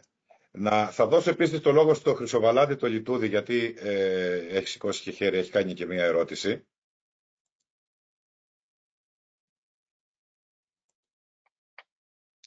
Έχει κλειστό το μικρόφωνο του. Ρωτάει ο Χρυσοβαλάδης, που είναι μηχανικός συντήρησης στην Ελπέντισον, ήθελε τα σχόλιά σου, Νίκο, για την μέτρηση RP2OT και τη διαφορά της με τη μέτρηση MPC. Ναι, λοιπόν, εντάχει, το RP2 είναι το Rotary Pressure Vessel Oxidation Test. Αυτό τι κάνει, είναι μια μπάλα, στο πούμε μέσα, όπου μπαίνει το λάδι και έχεις και συμπιεσμένο αέρα, άρα οξυγόνο. Και ξεκινάς λοιπόν και βλέπεις που είναι η πίεσή σου. Και αρχίζει και μετράει το μηχάνημα δευτερόλεπτα. Όταν λοιπόν κάποια στιγμή αρχίζει και πέφτει η πίεση. Και λες πότε άρχισε και να πέσει και άρχισε και πέφτει η πίεση στα 1800 δευτερόλεπτα. Αυτό τι σημαίνει? Ότι το λάδι που είναι μέσα άρχισε να αντιδράει με το οξυγόνο που είναι μέσα σε αυτή τη σφαίρα και ξεκινάει η οξύδωση, που σημαίνει ότι εξαντλήθηκε το πακέτο των αντιοξυδωτικών προσθέτων που έχει. Τα λάδια λοιπόν ξεκινούν με μία μέγιστη τιμή εκεί και σιγά σιγά το παρακολουθούμε για να δούμε, γιατί θέλουμε να λειτουργήσουμε προληπτικά, ειδικά σε εργοστάσια όπως της Ελπέντισον, και μιλάμε για τα λάδια τουρμπινών κυρίως εκεί πέρα, οπότε να πάμε να κάνουμε μια αναζωογόνηση των αντιοξυδωτικών προσθέτων πριν αυτά. Οπότε αυτό με το MPC είναι διαφορετικά πράγματα. Το ένα μετράει την παρουσία και την διαφοροποίηση των προσθέτων των αντιοξυδωτικών σε βάθος χρόνου σε σχέση με το χρησιμοποιητό δείγμα, και το άλλο μετράει τις πολυμερείς ενώσεις, τα παραπροϊόντα της διάσπασης του λαδιού. Θεωρητικά πρέπει να γίνουν και τα δύο. Και μάλιστα το RP-VOT έχει πλέον αντικατασταθεί, έχει προσπεραστεί από μια πιο σύγχρονη μέθοδος, τη μέθοδος του ruler, όπως λέγεται. Οπότε η απάντηση είναι αυτή, ότι είναι δύο, δεν είναι συγκρίσιμα. Πρέπει να γίνουν και τα δύο. Ειδικά στην Ελπέντισον λάδια τουρμπινών πρέπει να κάνει και ruler και MPC. Κυρίως το MPC όμως. Αν μου λέει κάποιος ποιο από τα δύο να κάνει, πρέπει οπωσδήποτε να κάνει MPC. Ειδικά εργοστάσια όπως της Ελπέντισον, τα οποία έχουν και διαλυπόμενη λειτουργία, αν έχουν μπει μέσα και έχουν δει χρωματισμούς, όπως είπα, πορτοκαλό, κίτρινο καφέ κάπου κτλ., αυτά είναι βερνίκια. Πρέπει οπωσδήποτε να το μετρήσουμε το MPC. Πολύ ωραία. Έχουμε και μια ερώτηση, αλλά την είπαμε και την απαντήσαμε. Ρωτάει κάποιος συνάδελφος αν θα είναι διαθέσιμο το υλικό. Είπαμε ότι μετά από μερικές μέρες επεξεργασίας θα ανεβεί όλο το βίντεο σκοπημένο webinar σήμερα στο κανάλι μας στο YouTube, άρα μπορεί κανείς να το δει όσες φορές θέλει και με τους συναδέλφους του κτλ. Νίκο, φτάνοντας τώρα προς το τέλος, επειδή σε 3 λεπτά λογικά θα σταματήσει η πλατφόρμα, καταρχήν να σε ευχαριστήσω και ως HMS για την παρουσία σου. Και θα ήθελα να σου κάνω μία ερώτηση. Όλα αυτά τα χρόνια βλέπω το αντίπαλο δέος της συντήρησης είναι το κόστος, επειδή το βλέπουν όλοι ως cost center. Και από παλαιότερα έβλεπα το φαινόμενο να αποφασίζουν για το είδος το λιμπατικό το οποίο θα προμηθευτεί ένα εργοστάσιο στο τμήμα προμηθειών, να έχει τον κύριο λόγο και όχι το τεχνικό τμήμα. Πόσο ισχύει αυτό εδώ πέρα σήμερα και πόσο αυτό επηρεάζει αρνητικά τελικά την επιλογή των λαδιών, ή αν έχει αρχίσει να ανατρέπεται αυτή η φιλοσοφία? Πολύ ωραία ερώτηση. Πολύ ωραία. Κοίταξε να δεις. Μιλάμε πάλι για λιπαντική συντήρηση, όχι για λάδια. Αν μιλάμε για λάδια, είναι πάνω στις προμήθειες, γιατί δεν υπάρχει αυτή η διαφοροποίηση. Είναι η δουλειά η δική μας των μηχανικών λίπανσης και συντήρησης να το επικοινωνήσουμε αυτό καλύτερα με τους μηχανικούς συντήρησης. Εντάξει. Υπάρχει βελτίωση. Δηλαδή, το 98, ξέρω εγώ που ξεκίνησα να ασχολούμαι με τη λιπαντική συντήρηση, με τώρα υπάρχει βελτίωση. Δηλαδή τότε μιλάγαμε για αναλύσεις λαδιών και μας κοιτάζανε σαν εξωγήινους. Αλλά παρόλα αυτά αφορά αλλαγή κουλτούρας, Γιώργο. Είναι αυτό το οποίο οι Αμερικανοί λένε how do you see your lubricants, assets or consumables. Δηλαδή βλέπεις τα λιπαντικά του σαν ας πούμε asset ή σαν κάτι το οποίο είναι αναλώσιμο. Η απάντηση για μένα πολύ καθαρή μέσα από τις χιλιάδες αναλύσεις που έχω κάνει. Είναι asset. Το λιπαντικό φέρει τόσο μεγάλη πληροφορία και έχει τόσο μεγάλη σημασία στην εύρυθμη λειτουργία του εξοπλισμού για όλους αυτούς τους λόγους που σας είπα, έτσι. Δηλαδή, πρόσεχε, υπάρχει πολλές φορές μία από τους κατασκευαστές ότι εγώ το έφτιαξα το μηχάνημά μου είναι τέλειο και με ένα απλό λάδι δουλεύει. Σε ιδανικές συνθήκες όμως, γιατί όταν έχουμε όλα αυτά τα μικροσωματίδια που είπαμε, υπάρχει πρόβλημα. Έτσι, αν θέλω να έχω μακροζωία στον εξοπλισμό. Οπότε είναι ένα, ξέρεις, πώς το επικοινωνείς. Ωραία. Ωραία.